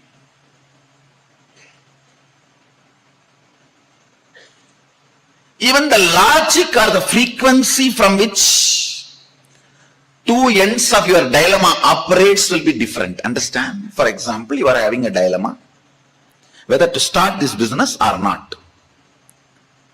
When you are arguing for starting the business, feel how you feel your inner image. When you are arguing for not going for that business, how you feel your inner image. Or you have a dilemma whether to become a sannyasi or not. See, please understand, when you have this kind of debates, dilemmas, whether to go for divorce, whether to go for having a baby, whether to go for sannyas, whether to go for starting a business, or whether to go for having an affair, whether to go for building a new home. Whenever you have this, just observe one debate, one side of the debate will always be from more alert, higher inner image of you. The other side of the debate will always be from lower inner image of you. The moment you know this, just blindly vote to the fellow who is from the higher inner image. The debates and arguments which are coming from higher inner image, because he is Jakrat. The other fellow is Swapna, dream. Understand? For you to sit and have this understanding, you need little neem juice. Neem juice on the tongue, or a bay leaf on the tongue. Even the bay leaf, if you soak it in honey and chew, it will bring you to Jagrat state.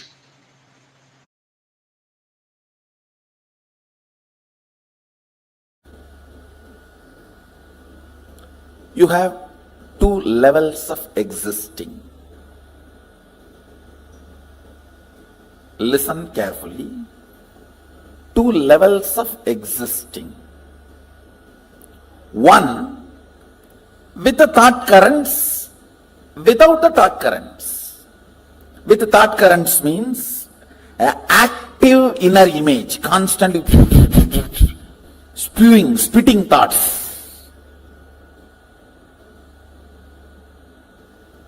Without thoughts, in deep sleep, where I think some of you are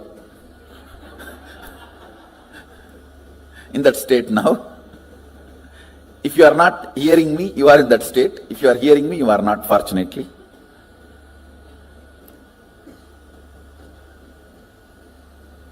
I'll repeat, listen. With thoughts, without thoughts. With thoughts, all of you know, constantly picking fight with everyone, everything. Actually, with thoughts is nothing but constantly picking fight with everything. When you stop picking fight with everything, there will be no thought.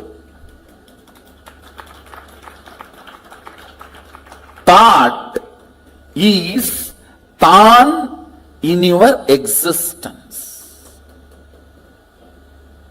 When there is uneasiness and you decide to pick fight with some part of you or the other, then comes thought.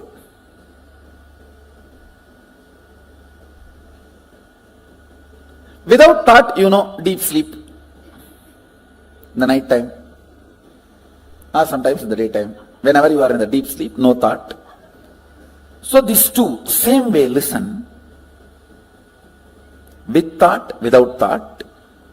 Same way, with your existence, remembrance of your existence, without the remembrance of your existence.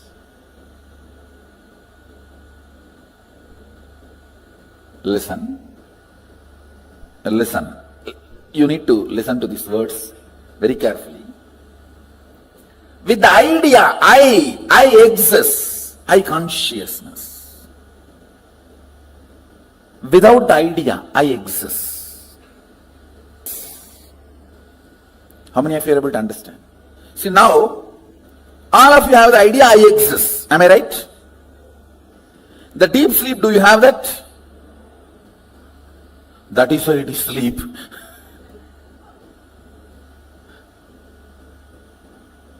So, there are two ways and two states. Two ways is with thought, without thought. Two states is with the idea I exist and without the idea I exist. How many of you understand that? Project there. Listen.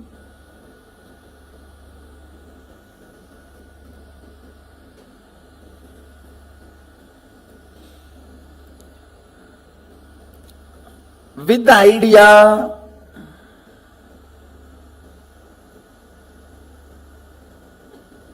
I exist, and with thoughts, listen carefully, because you need to understand this unit. This is the fundamental unit.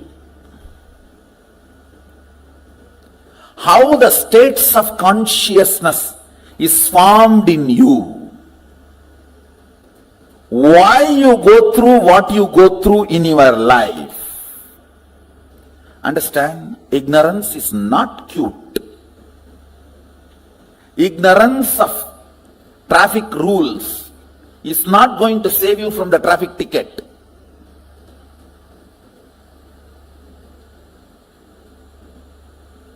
Ignorance of traffic rules is not going to save you from ticket. Ignorance cannot be a reason for not following. Same way in the cosmos, ignorance is not cute. Yes, you can be victim, singing song, oh, I am ignorant, innocent devotee. Who is going to care? No. A devotee cannot be ignorant. Jnana varishta bhakti, devotion established on knowledge and understanding, with thoughts, with the idea I exist, I consciousness. That state is called thinking, Jakrat. All of you are able to understand the word wakeful state, Jakrat? If you understand the word Jakrat, wakeful state, raise your hand. Great. I am using the Sanskrit word so that I will not forget and all of you also will not forget. So let me go to the next word. I am introducing these 4 words. With thoughts, without the idea that I exist. That's called swapna. You may say, no. In dream also I remember I exist. No, listen carefully. In the dream, you will be writing your college examination with sitting with your son. How can that be? College exam you wrote much before the marriage. How many of you had this kind of a completely overlapping dream? You need to know the identity I you feel in the dream does not have independent understanding. It is just overlapping, crisscrossing of few thought currents.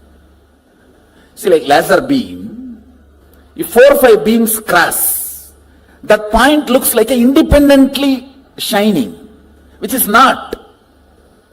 Same way, in the dream, few thought currents crossing, you feel as if your identity exists, but it is not. It does not have consistency. In one dream itself, that will change 20 times. How many of you have observed?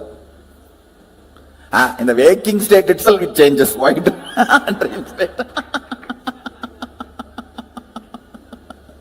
How many of you say that? But in the waking state, at least little decent. In the waking state, it's more like an unstable spouse. Every half an hour divorce. And every 1 hour patch up. But in the dream state, it doesn't even behave like an unstable spouse. It behaves like a 10 minutes son, 10 minutes boss, 5 minutes brother, 5 minutes enemy. You just don't know how it behaves. Listen carefully. The number of thoughts gives idea that you exist for a spark. That's what happens in the dream state. How many of you are able to understand what I am saying? That is why the idea of I in the dream state is so illusory. Many times you don't even remember you when you come back from dream. What was your idea about you? Seen but does not exist. That's a direct translation of the word swapna. Seen but does not exist. Where the idea of I does not exist but the thoughts exist. Means the frequency of the thoughts is much higher. The idea of I, it has no existence. That frequency is almost like a zero. Then third word I am introducing, listen, where neither the idea I exist nor the idea thoughts exist.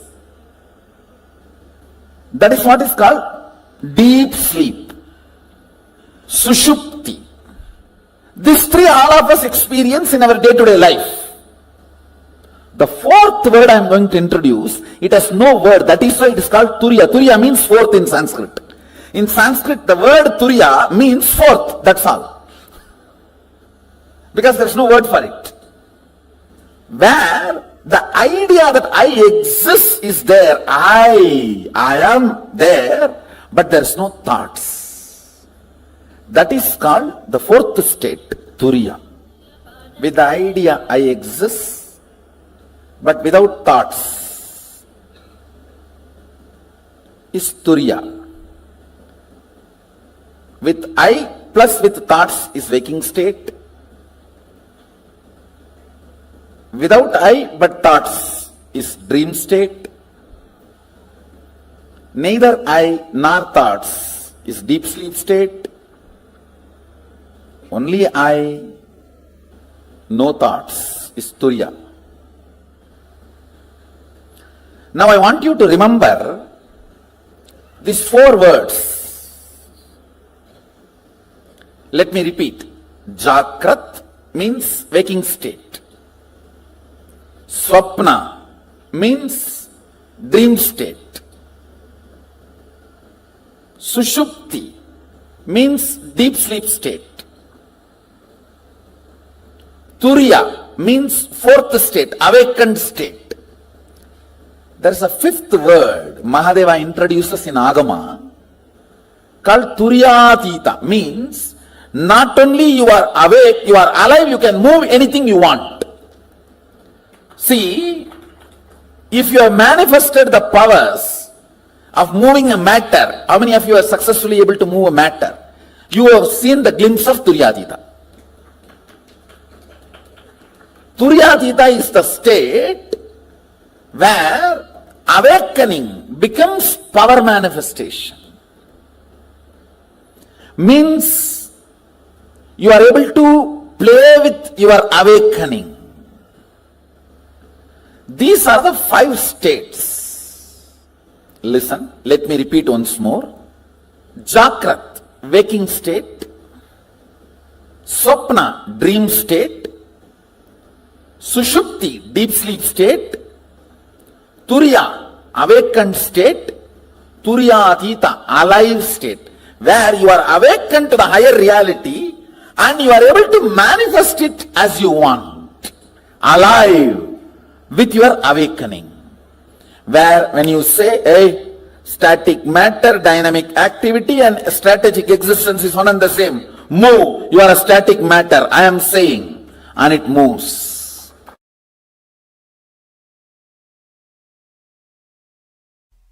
Listen, all these 5 states, deep sleep, dream, waking, awakened, alive, all these 5 states in Sanskrit, Sushupti, Swapna, Jagrat, Turiya, Turyatita. All these 5 states cross each other. You may ask, how? Because you are no more a single integrated being. All the time, one part of you is planning, strategizing about your future and possibilities. The other part of you is just interested in denying you, which is strategizing. The part which goes on strategizing about you and your future is called mind, head, intellect, logic. The part which goes on denying you does not want the direction. Not because it is right or wrong, just it does not want. It's like a tantrum throwing child, what you call as heart emotion. Please understand, you have been given a very wrong idea, your heart and emotion is always right. No. Both are corrupt. Understand, both are corrupt. Both carry deep incompletions. Heart wants something just because it does not want that. Heart denies something just because head wants it. It's not that always heart is right. No. If you feel heart is right, no. You are wrong. Head is wrong. That does not mean heart is right. Head is wrong does not mean heart is right.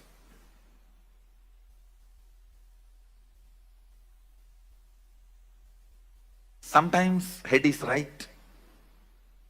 That does not mean heart is wrong. Sometimes head is wrong. That does not mean heart is right. Both have their incompletions, both have their problems. Because you are no more a single being. See, invariably when the whole humanity has started experiencing this dual being, 2-part, that is when our masters declare the Kali started. So 2 parts of you experiences 2 different states at a time always. Please understand. If your head, which is strategizing about your future, is now awake, your heart is in dream state, sitting somewhere and doing something else. If you have to put your head and heart together, keep yourself in the waking state, you feel stressed, tensed. Oh, I can't be like that for a long time. Maybe few minutes, okay. Not more than that. How many of you understand what I am saying? How many of you experientially feel, yes, I go through this?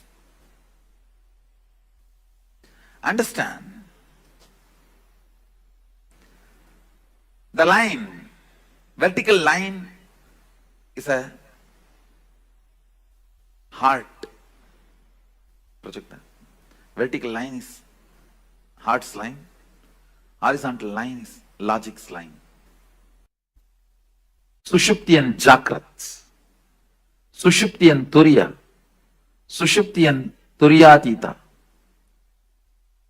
Understand that horizontal line is line of logic, mind. What is your strategy? See, one part of you constantly strategizes about your future, your life, logically goes on analyzing right, wrong, how to get the maximum out of everything.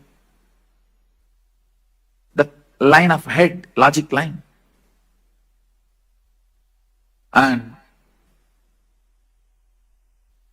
the other part, heart, emotion. Even the word heart may not be right word, because somehow unfortunately you have that very good idea about heart. I will use that. I will develop some other word. The crying child, the immature child inside you, which goes on throwing tantrum. Whatever your father says is wrong. Once you decide, just goes on saying no, no, no, no, no. That becomes mantra. The no becomes mantra for one part of you. The complete frustration about everything. Anything which can be seen and which can't be seen. People get frustrated because they can't see Sadashiva.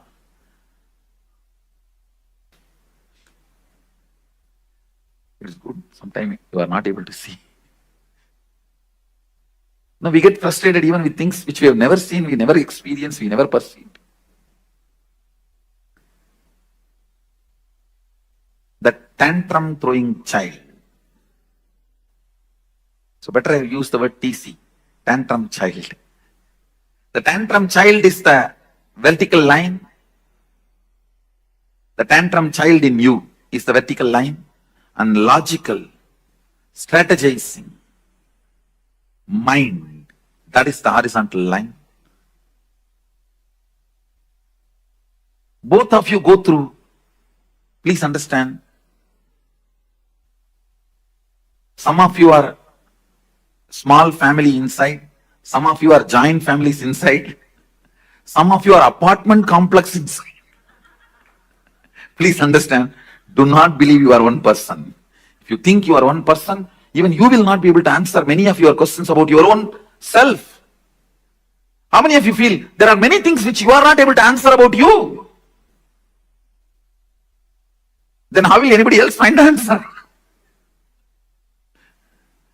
That is why if somebody questions you too much, you get angry about them. And even I don't know, how can I explain to you? How many of you feel many times even you are not able to handle yourself? Raise your hand. That is what I mean, exactly the tantrum throwing child. Just saying no, no. I will face whatever it comes, whatever it may be. Whatever comes, I'll face. But when it actually comes, you will not be able to face that. Now, how many of you do? Listen carefully. Clearly, you take a very stupid decision with the thought current. When it comes, I will face. Whatever come, what may. And when it comes, you will collapse, you will not face. How many of you? That is what I am calling tantrum throwing child. Just saying no. Does not bother even about you getting lost something. You just want to collapse, destroy everything. Even if I die, that is okay. Let me destroy the world and die. Let me pull the whole thing down and die. The tantrum throwing child experiences different state, and the logic, strategizing logic, which constantly plans for your life. That personality experiences different state of consciousness. That is why you go through 25 various states of consciousness. Listen. The TC, tantrum throwing child, goes through the deep sleep and logic goes through the deep sleep, both experiencing deep sleep. That's what I said. Maximum you may experience 20 to 30 minutes, even if you lie down 8 hours in your bed. Then tantrum throwing child going through the dream and the logic going through deep sleep. Earlier I explained that side, now I am explaining this side. Listen carefully.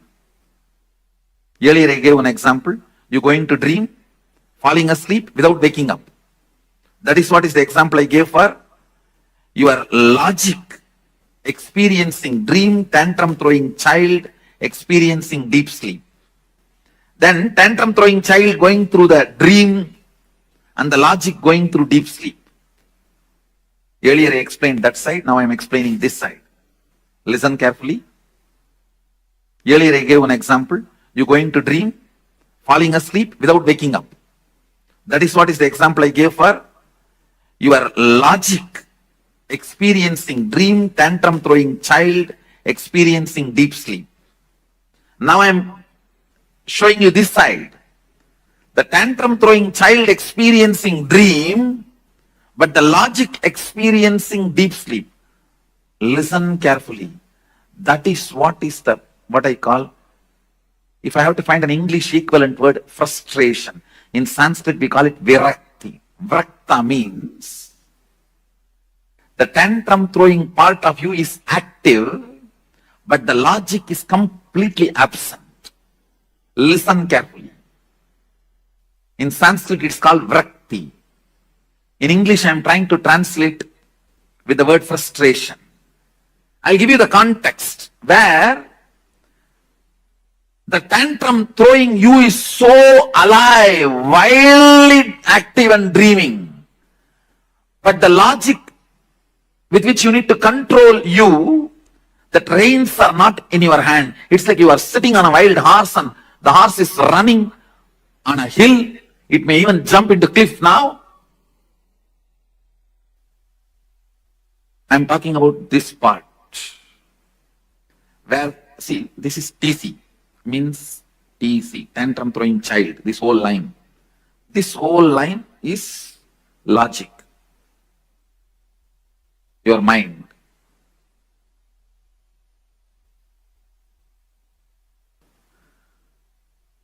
I'm talking about this state. The tantrum throwing child experiencing swapna, dream, wild, going literally wild. And your logic, which is supposed to control, put a rein, is sleeping. It's like you are sitting on a wild horse and you are not able to control the wild horse. It is running. It may jump anytime off the cliff. All the decisions you take in frustration, please understand, all decisions you take in frustration will destroy you. Even if you think it is good decision, I tell you, do not do permanent damage to you because of your temporary sadness. Just don't take decisions when you know you are frustrated.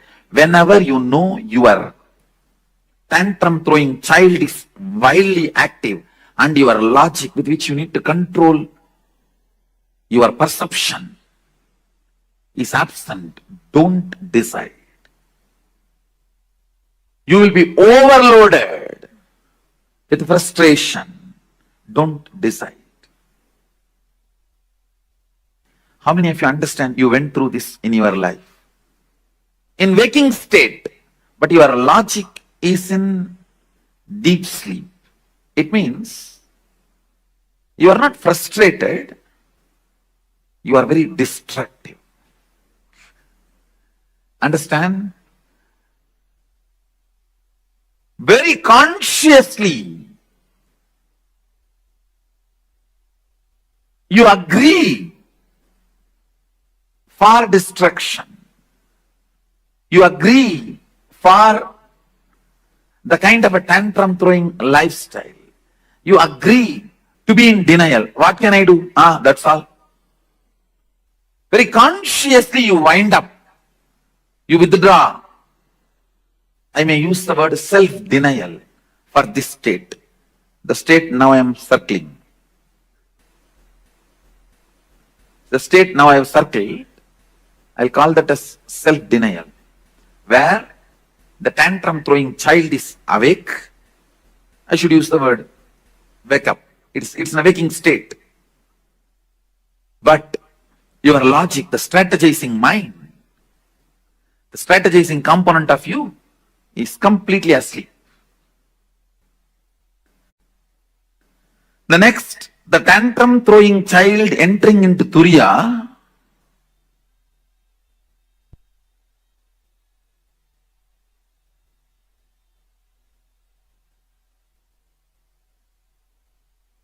tantrum throwing child entering into Turiya, and the logic in deep sleep.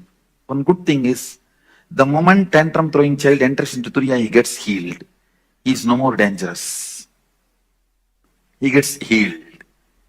Listen, very important thing. If a tantrum throwing child in you catches the glimpse of thoughtlessness, Turiya, even once, the whole thing becomes seeking. That is why the hippies become seekers even if they get one glimpse. The tantrum throwing child in you becomes a powerful seeker even if you catch one glimpse of Turiya. So I will call this state as Turiya plus Sushupti, the which I marked, seeking awakened but don't know what to do. Your logic does not know what to do, how to proceed, but you know something you need to discover. I will call that as a seeking but not active. It means you don't plan about how to go about it. Your logic has not found any method. It has not discovered any way to seek. But the tantrum throwing child is now throwing tantrum about everything which is seen and or felt, which is not matching with the reality of the Turiya. See, now the Turiya becomes the benchmark, the awakened state becomes the benchmark. Anything which is not matching up to that mark, you throw tantrum about it, but you don't know how to make everything match up to the standard. Understand? At this state, you will say big capital letter no to everything external, but you don't know to whom you should say yes. You only know to say no to everything, but you don't know to whom you should say yes. How many of you think you got this? Your tantrum throwing child experiencing deep sleep and your logic experiencing dream state. Understand? This is very interesting. Just now I explained. Where you dream, but go back to the deep sleep, again dream and go back to deep sleep. You need to know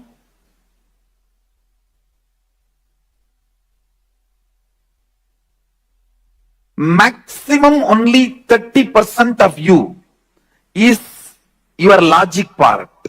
70% of you is the tantrum throwing child inside you. That is why how much ever you strategize, always that tantrum throwing child wins in your life. How many of you agree with that statement? How much ever you plan, finally this tantrum throwing fellow wins the game.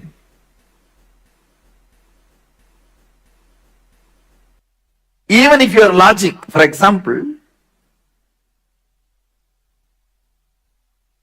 tomorrow you have to give a presentation. Your logic is planning for your presentation even in your dream. But the tantrum throwing child pulls you back from the dream to deep sleep state. That is what I will call this Sushupti Swapna, what I marked. 1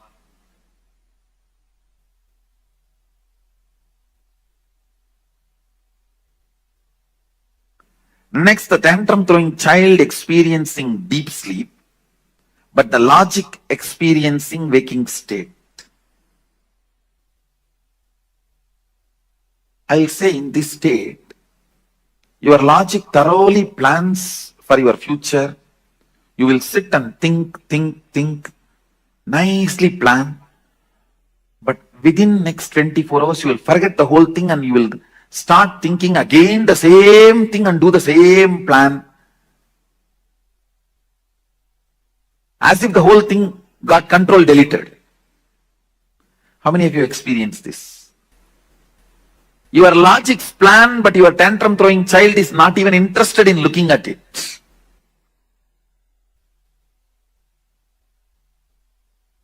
That is what this state, where 70% of you are sleeping and 30% of you is strategizing.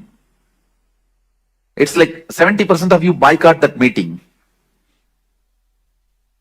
How can any corporate meeting be successful if 70% is boycotting?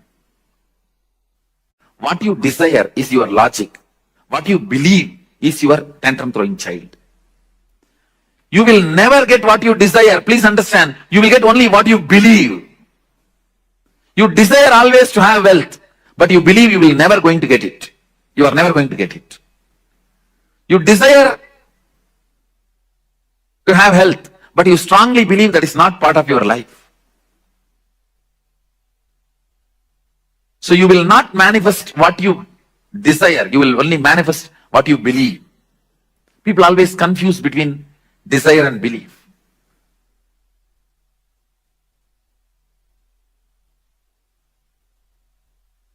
Your desire is your logic, your strategy, your future plan. Your tantrum throwing child is what you believe as you. I think now it's too clear. How many of you are catching what I am saying, this statement? Understand? Next, your tantrum throwing child is in deep sleep, but your logic is in Turiya.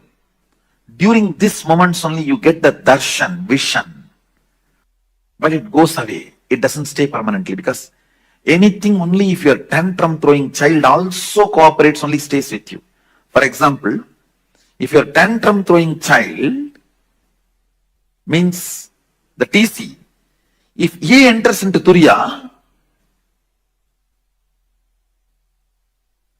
and your logic is in Sushupti, which I circled now, at that state, if you get any experience of God, Guru, Darshan, it stays with you permanently, because 70% receives it.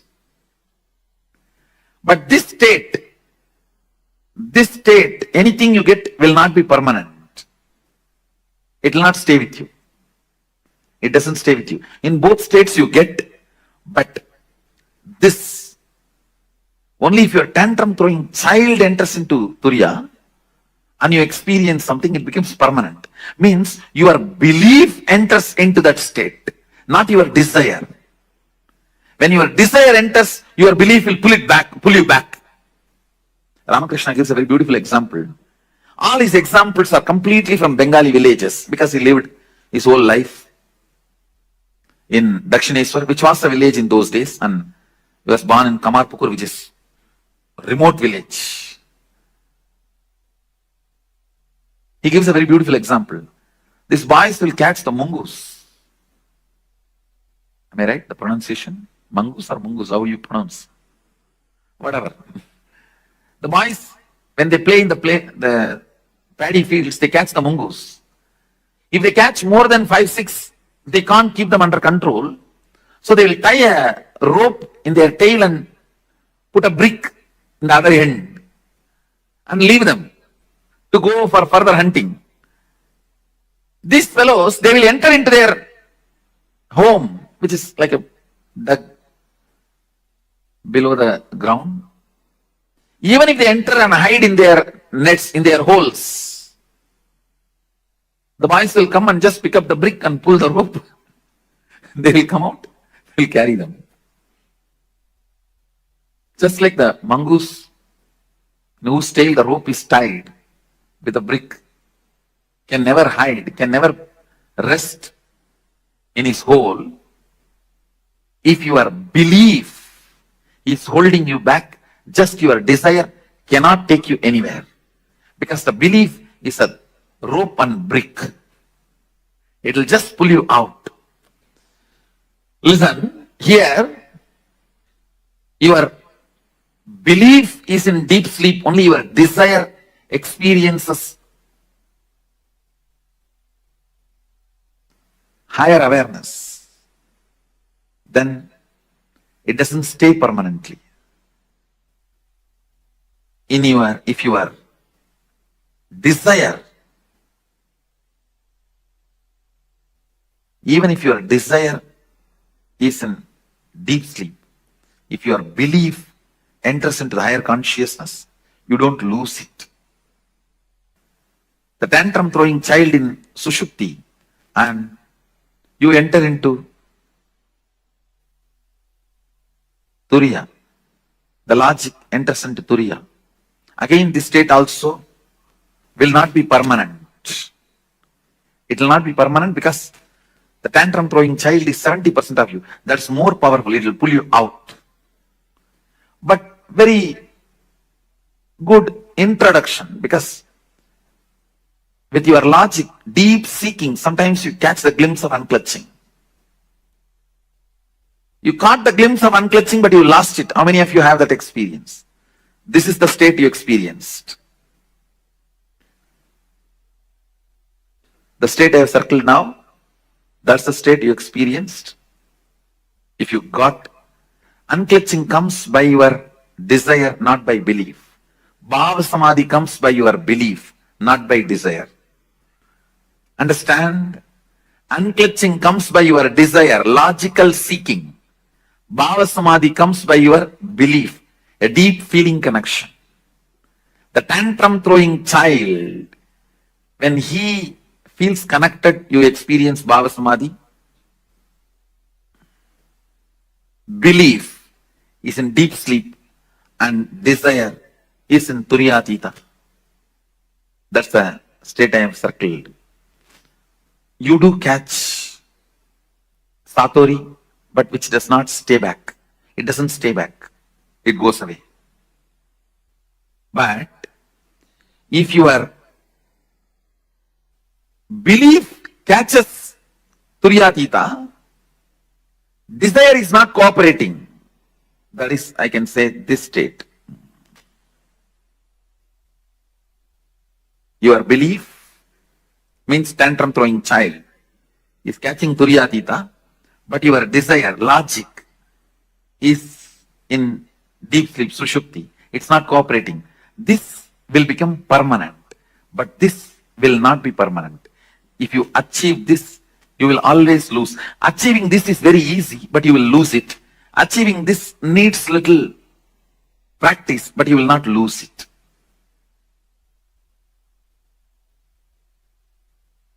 This comes by Bhava Samadhi, feeling connection. This comes by unclutching, your own effort. If both happens, that is what.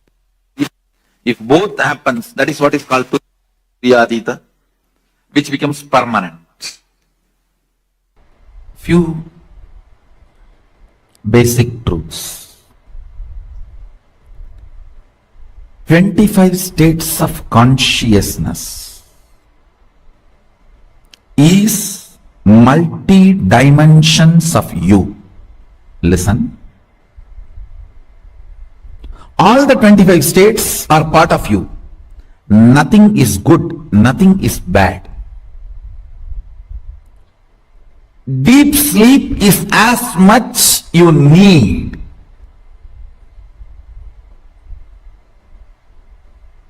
Please listen. Deep sleep is as much needed to you as you need Turiyatita. The whole 25 states is your 25 dimension. Only thing, you becoming powerless during the deep sleep or the dream state is the problem. But if you decide to become powerless, you can be powerless anywhere. If you decide To become powerful, you can be powerful anywhere. Fundamentally, this whole 25 state is 25 phases of you, 25 dimensions of you. Nothing is bad, nothing is good.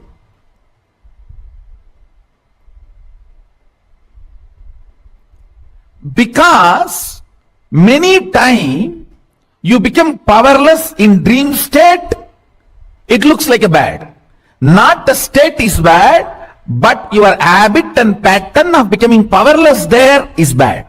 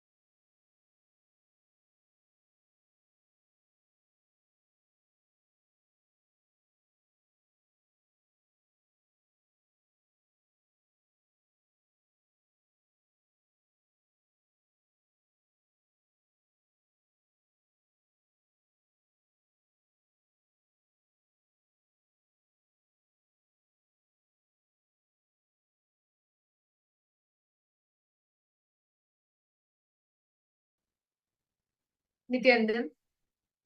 Wow, that was a beautiful question on the 20 states of consciousness. We all understood how any behavior of ours, any reaction, any behavior of ours, always within these 25 states of consciousness, with the 5 bases being the swapna state, the shushupti, jagrat, turiya, yatita. The swapna, like the sleep, the deep sleep. The shushupti, where you're in a, this is like you're in a dream. Swapna is the dream state. Shushupti is deep sleep, where there are no thoughts, and the jagrat is the waking state. All of the, and the turiya is the awake, and the turiyatita is the alive, the completely alive state. All of the permutation combinations of these 5 states, these permutations combinations are the 25 states of consciousness. Sometimes we go into the swapna and swapna, the deep sleep and deep. Then we do the swapna and shushupti, or the jagrat and swapna. So the permutation combinations of all of these 5 base states form the 25 states of consciousness that all of us go through.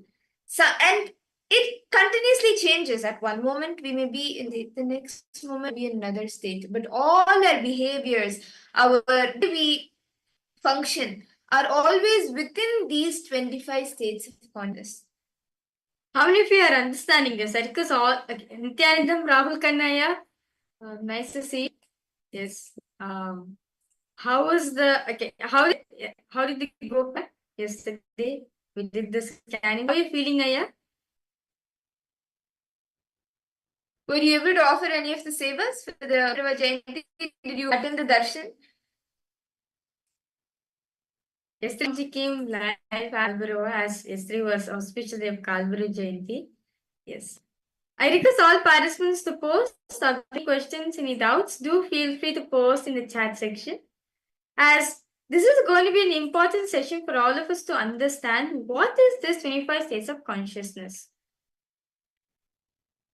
Ma Linga, you have any question, Ma Linga, Nithyanandam? Ma Lita, Ma Wang Hanyu, Ma Aghore Rupini?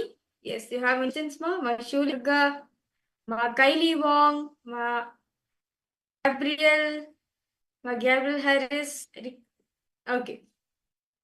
Malinga, are you able to understand these 25 states of consciousness? Ma Ananda Godni, Ma Lita, Ma Basti. If any of you have any questions. Okay. Wow, nice, Aya. That's nice. See, actually, today we are going to be entering into a very more, much more deeper truths, but we are going to be understanding that how the thought currents we cherish within ourselves, right? How it impact the world around us, ultimately our relation with God. So today we are understanding about the Jiva, Jagat, and Ishvara. So we are just now only going to be entering into that session. That's nice. So in this session, right, very beautifully, Swamiji expanded on the 20 states of consciousness. To understand about this, in that most of the time we spend our time in 3 states mainly. Swamiji says we only have 3 states. One is deep sleep. Deep sleep state, in Sanskrit we call the state as Shupti. Second is called the Swapna. The dream state, like what we do, right, when you're going to bed, the dreaming state, like when you're dreaming. We fall into the state of the dream state, the Swapna.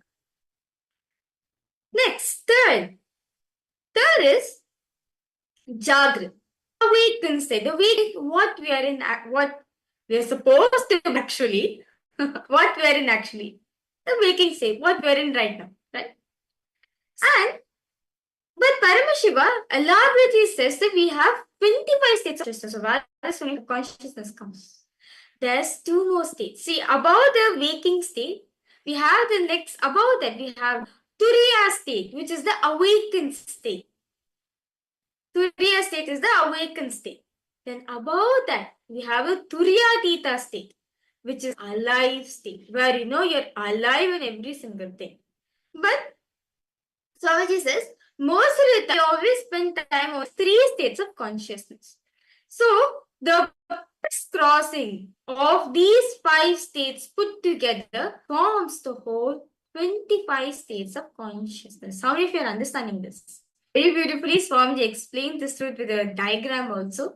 So, it's actually very easy to understand. See, these 5 major states, crisscrossing each other, makes the whole 25 states of consciousness. See, when you go to sleep every day, you usually enter into the swapna state. When you have dreams, when you go to sleep and you have dreams, you're usually in the swapna state, where you're in the dream state. You have the thoughts. In the Shushupti state, neither the thoughts are there, nor the idea of other.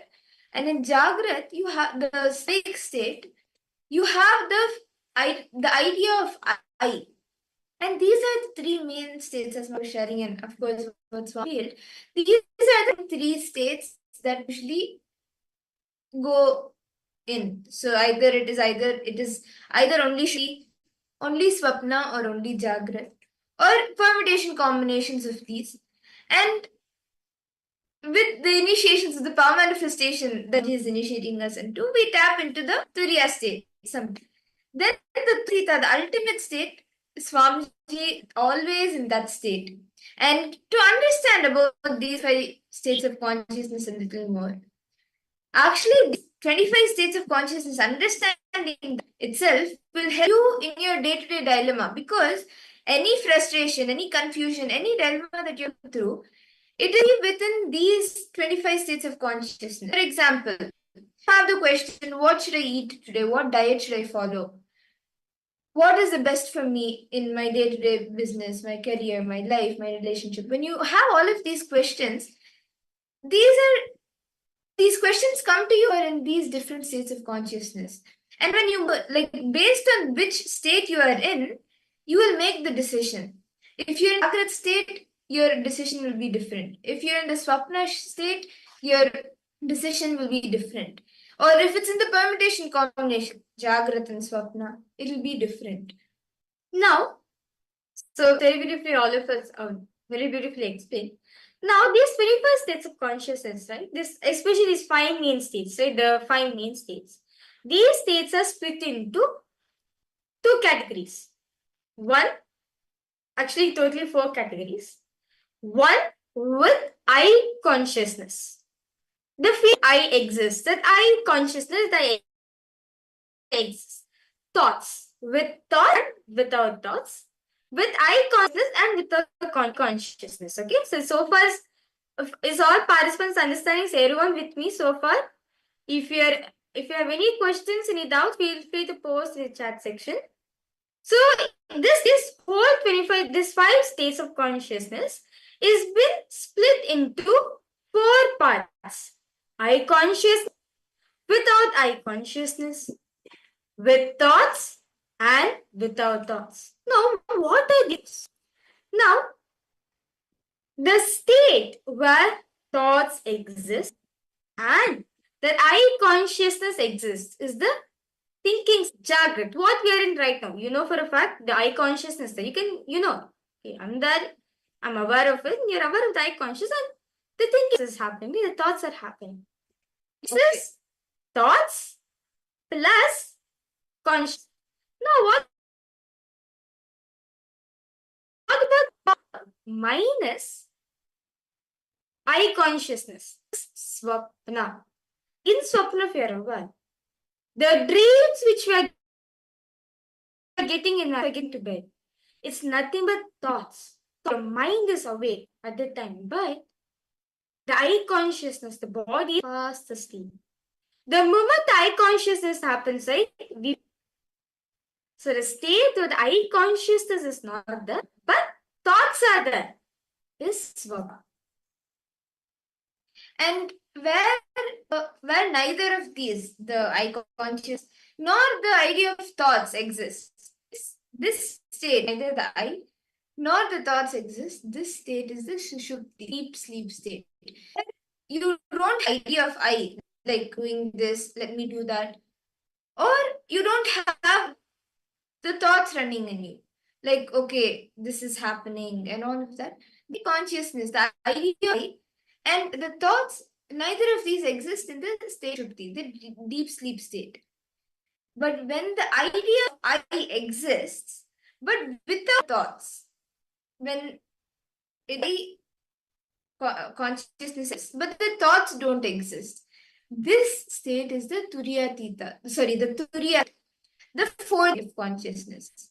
And the Turyatita, most ultimate state which Swamiji exists in, beyond beyond the I and the thoughts, the I consciousness and the thoughts.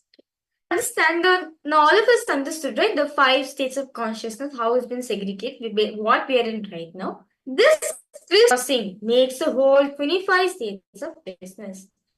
If you wonder why am I behaving the way I am right now, or is all a decision, because the state in which you're established in, all your behavior, all the decision making of your life, whatever, all this is based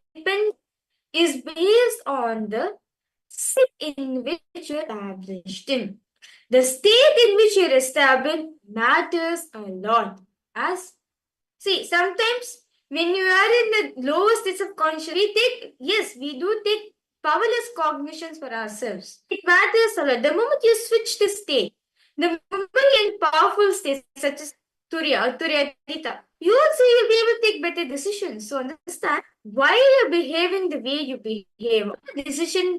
All decisions taken in life needs to be considered from the state in which you're established in. Now, to understand this whole 21st states of consciousness better, we request all the participants, actually, Swamiji tells each and every one of us to draw this table out. Only when you draw this table, you'll understand this better. So, you can have so basically have the table where the mind is x-axis, the mind is on the y-axis and the body is in the x-axis. And you can make the 21st states of consciousness. So, you can see now, a beautiful diagram is being given for all the participants. We request you to draw this table. We request all of you to draw this 21st states of consciousness table. It is only for your understanding. It is only for your preference. So that, like, even though after the program is over, like, even though when you're outside the program, right, you can see, hey, I'm in this state right now. Let's change my state right now. So we request all participants take few and please start doing this.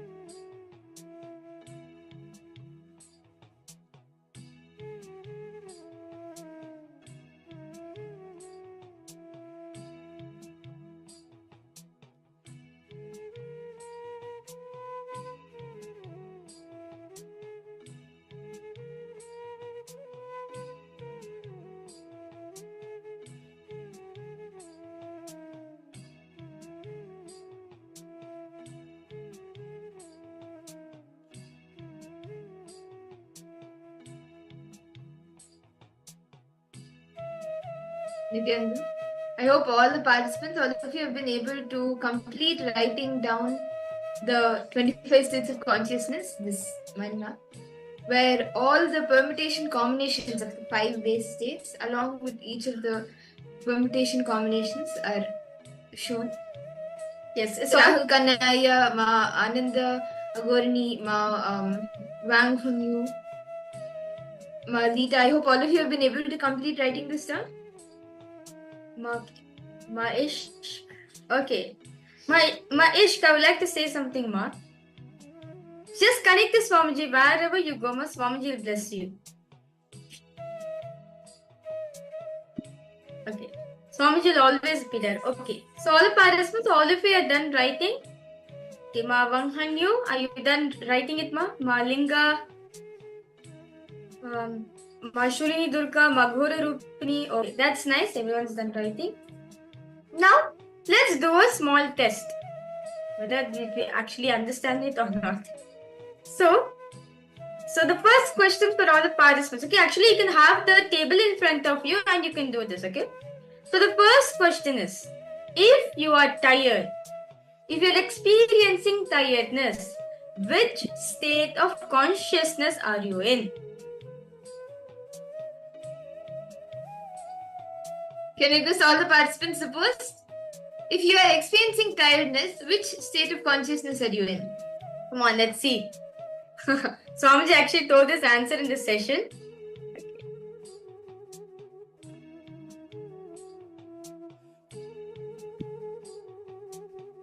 If you are tired, which states of consciousness you are in? Okay, let us see. Okay, when you are tired, what happens? What do you usually tend to do when you're tired? Okay, body. Okay, you can say the body is in this, mind is in this. You can say that. If you are tired, which states of consciousness are we in? Malinga, come on, give a try. See, even if you missed it when Swamiji was revealing it, now from the mind map that you've drawn, you can map it. Okay, Rahul Kanayas would want to sleep and take rest. Okay, so which state is that? Any guesses, Aya?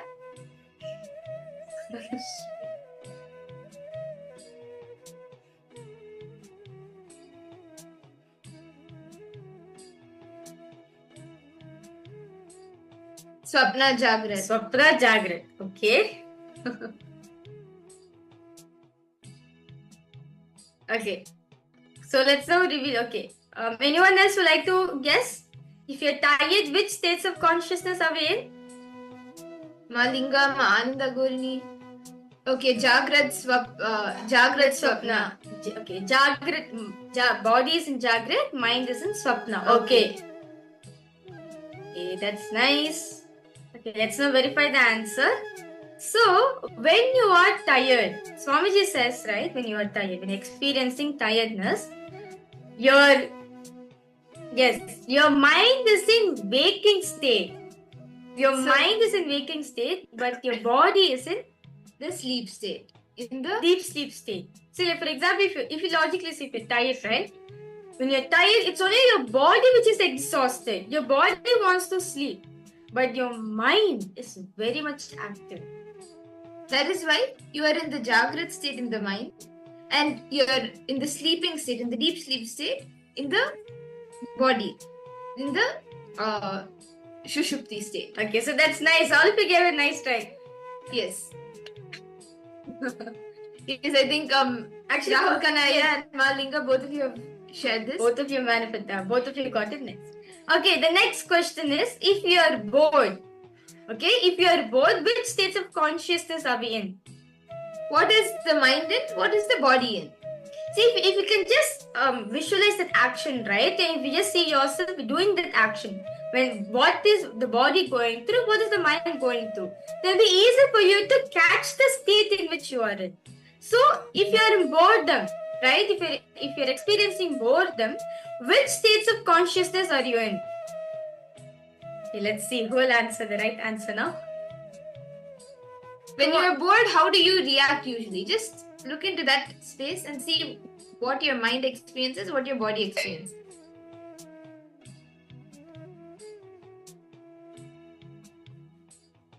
When you are bored, which states of consciousness you are in? Okay, let's see.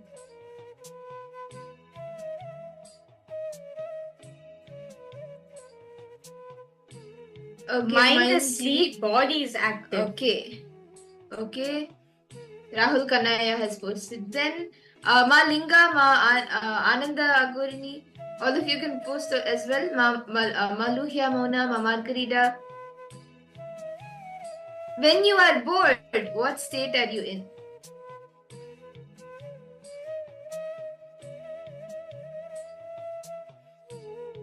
Ma Linga, Ma Lita, Ma Basti, Ma Anandeshwari, Ma Wanghunyu.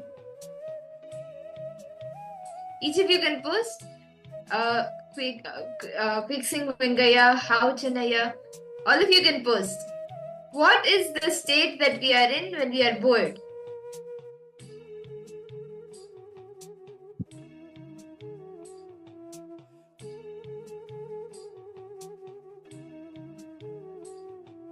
Okay.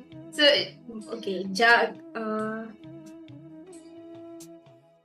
Malinga, come on, give it a try. What do you, okay, if you're sleeping, okay, if you're tired, which phase of the body is in which state?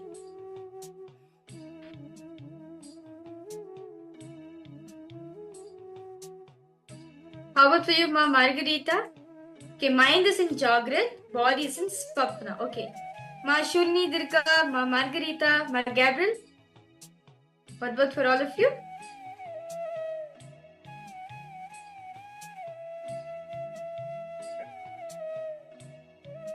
Okay. That's nice. Let's reveal the answer. Okay. So, once again, Rahul Kannaya and Malinga, both of you have gotten it right. Yes, the mind is in the sleep state, in the Shushupti state, and the body is in the waking state, in the Jagrat state.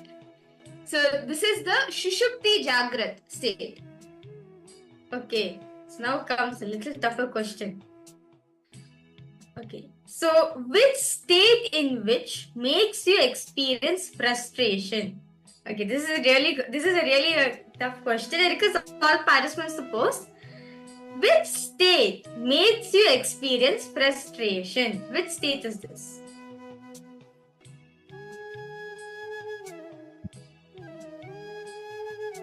When you're frustrated, what happens? Observe yourself. Okay, just imagine you're frustrated. Imagine, okay, what is body is going through and what is mind going through.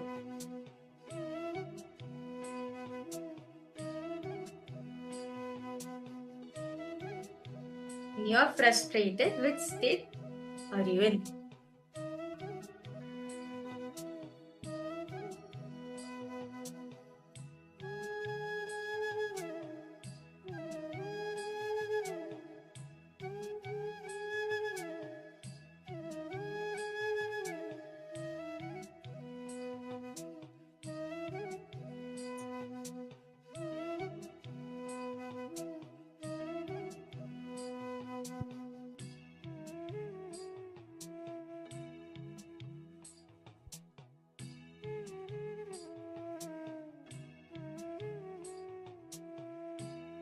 Malinga, Rahul Kanaya, Ma Basti, Ma Lita, Ma Maluhya Mona, Ma Margarita. Okay, both are in Swapna. Okay.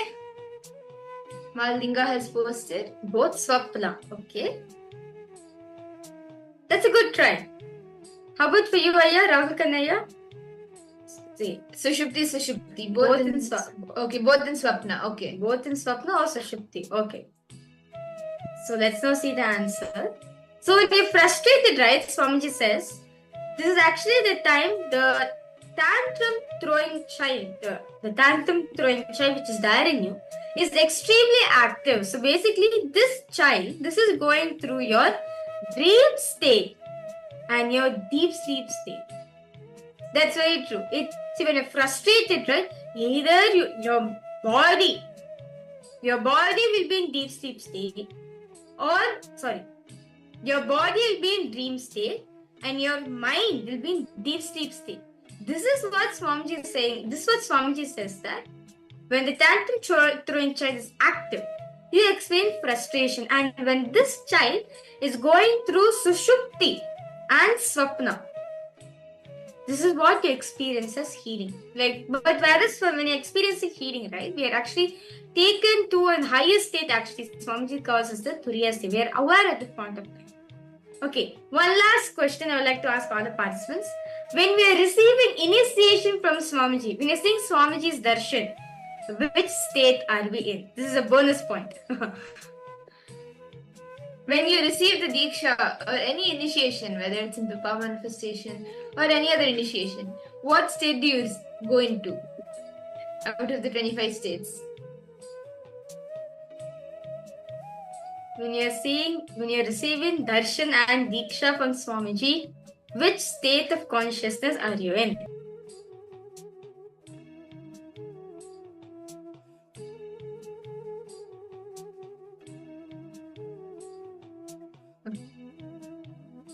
Okay, Jagrat, the body's in Jagrat, and Turiya, the mind. Okay, Malindra.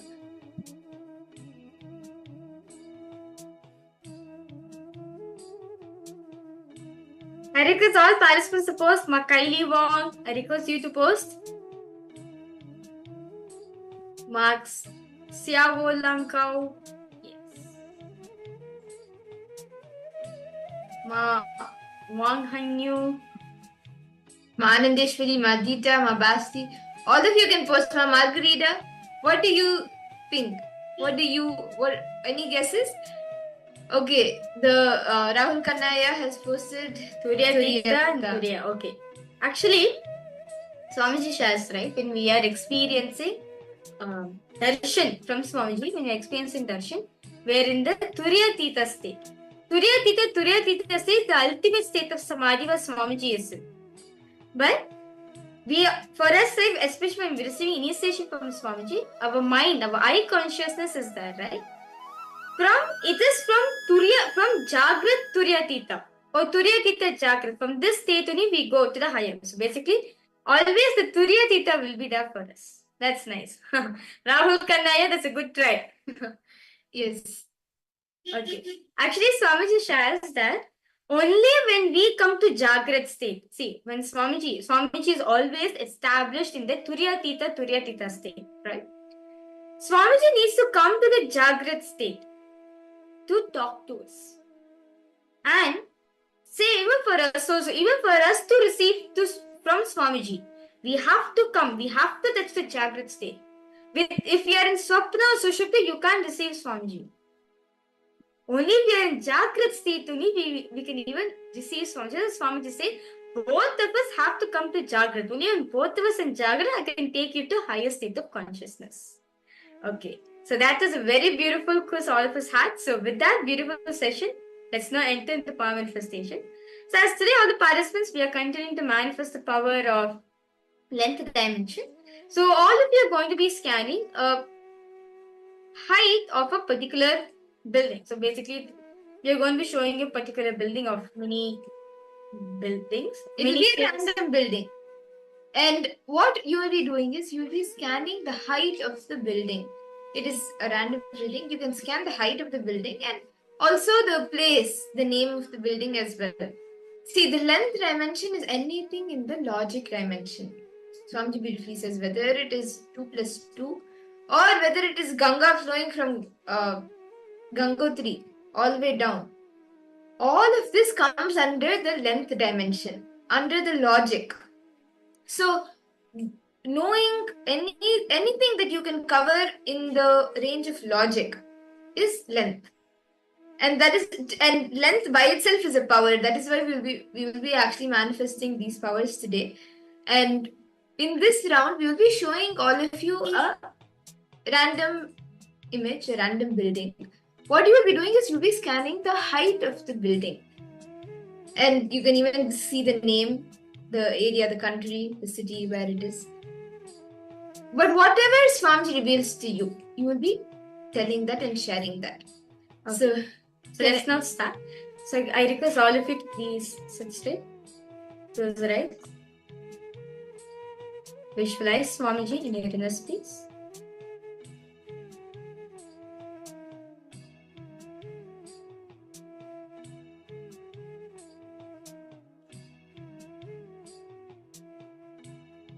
Now, tensely start chanting the Mahavakya. Om Nithyananda Paramashivoham. Om Nithyananda Paramashivoham. Om Nithyananda Paramashivoham. Yes. So now we will be projecting an image for all of you, a building for all of you. You can start scanning and see what is the height of this building. And you can post, as you see, as Swamiji shows you, you can post it in the chat, whatever Swamiji reveals to you. Ask Swamiji to reveal the height of this building is being projected.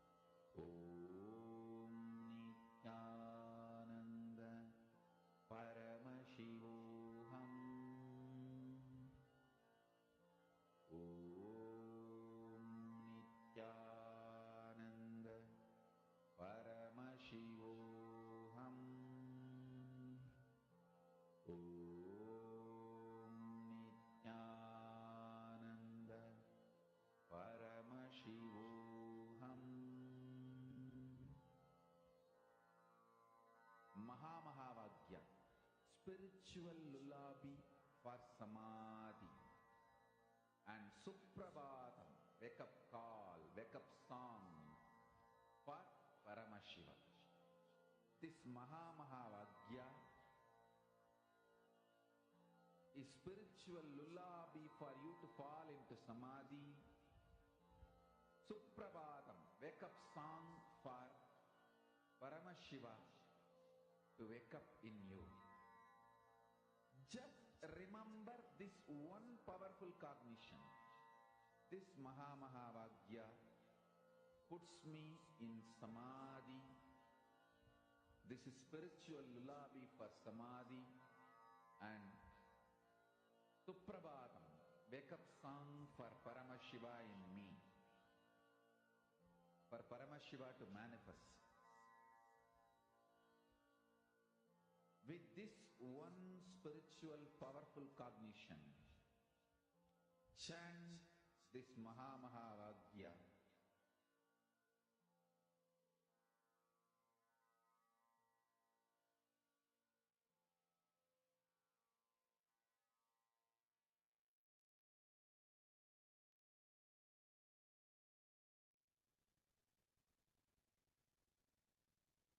Nithyananda, I now request all the participants, please relax.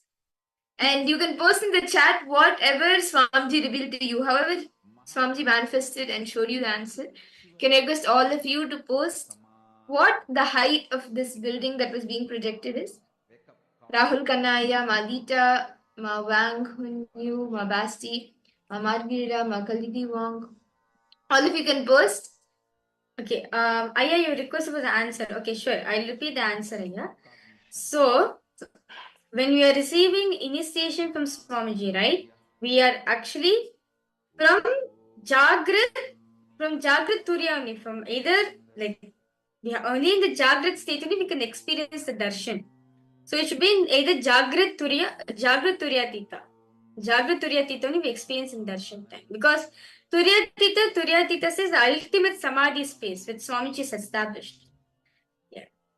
So for us to experience darshan, we have to come to Jagrat state. Only if you're in Jagrat state only we can experience it. Okay. Yes. So Aya, what were you able to see as the height of the building?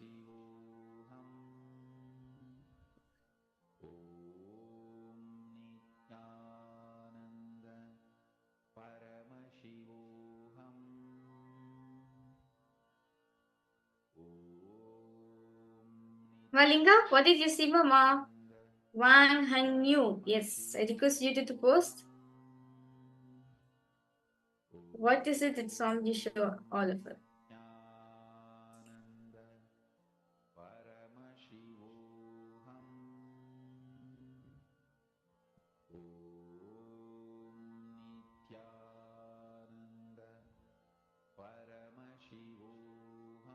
Okay, I have posted 212, 212, 457.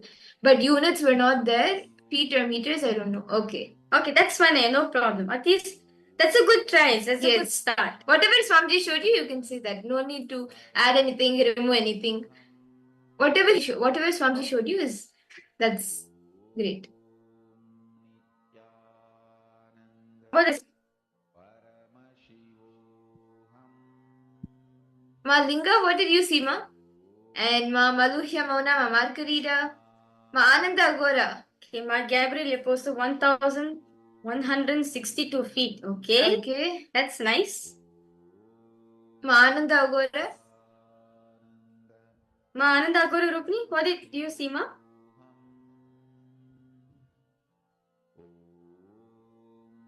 Okay. That's nice to see. Let's now verify the answers for all the participants. So, this building, right? This building is actually located in Seoul, South Korea, and the height of this building is 1,819 feet. Sorry for the 1,819 feet. Yes, my Gabriel, you are close, Ma. Yes. And Rahul Kanaya, you also got something in the hundreds. Yes, I think 400. Okay. I think maybe if you can check in the meters, then it might be. Yeah. You may get the closest. Yes, Aya. And see, just scan more deeper. Just ask Swamiji, okay, what next? What next? What is the next, the like which city? Then you will see that the other things, other details also start revealing to you. Okay, so shall we all do another round? Can I request all the participants to please sit straight? And now we will be connecting to Swamiji again, and we'll be projecting a building for all of you. You can start seeing what is the height of this building, and you can even see which place it is in, what is the country it's in, and even the name of the building. So let's all start now. I request all of you to intensely chant the Mahavakya and connect in the space of deep oneness with Swamiji.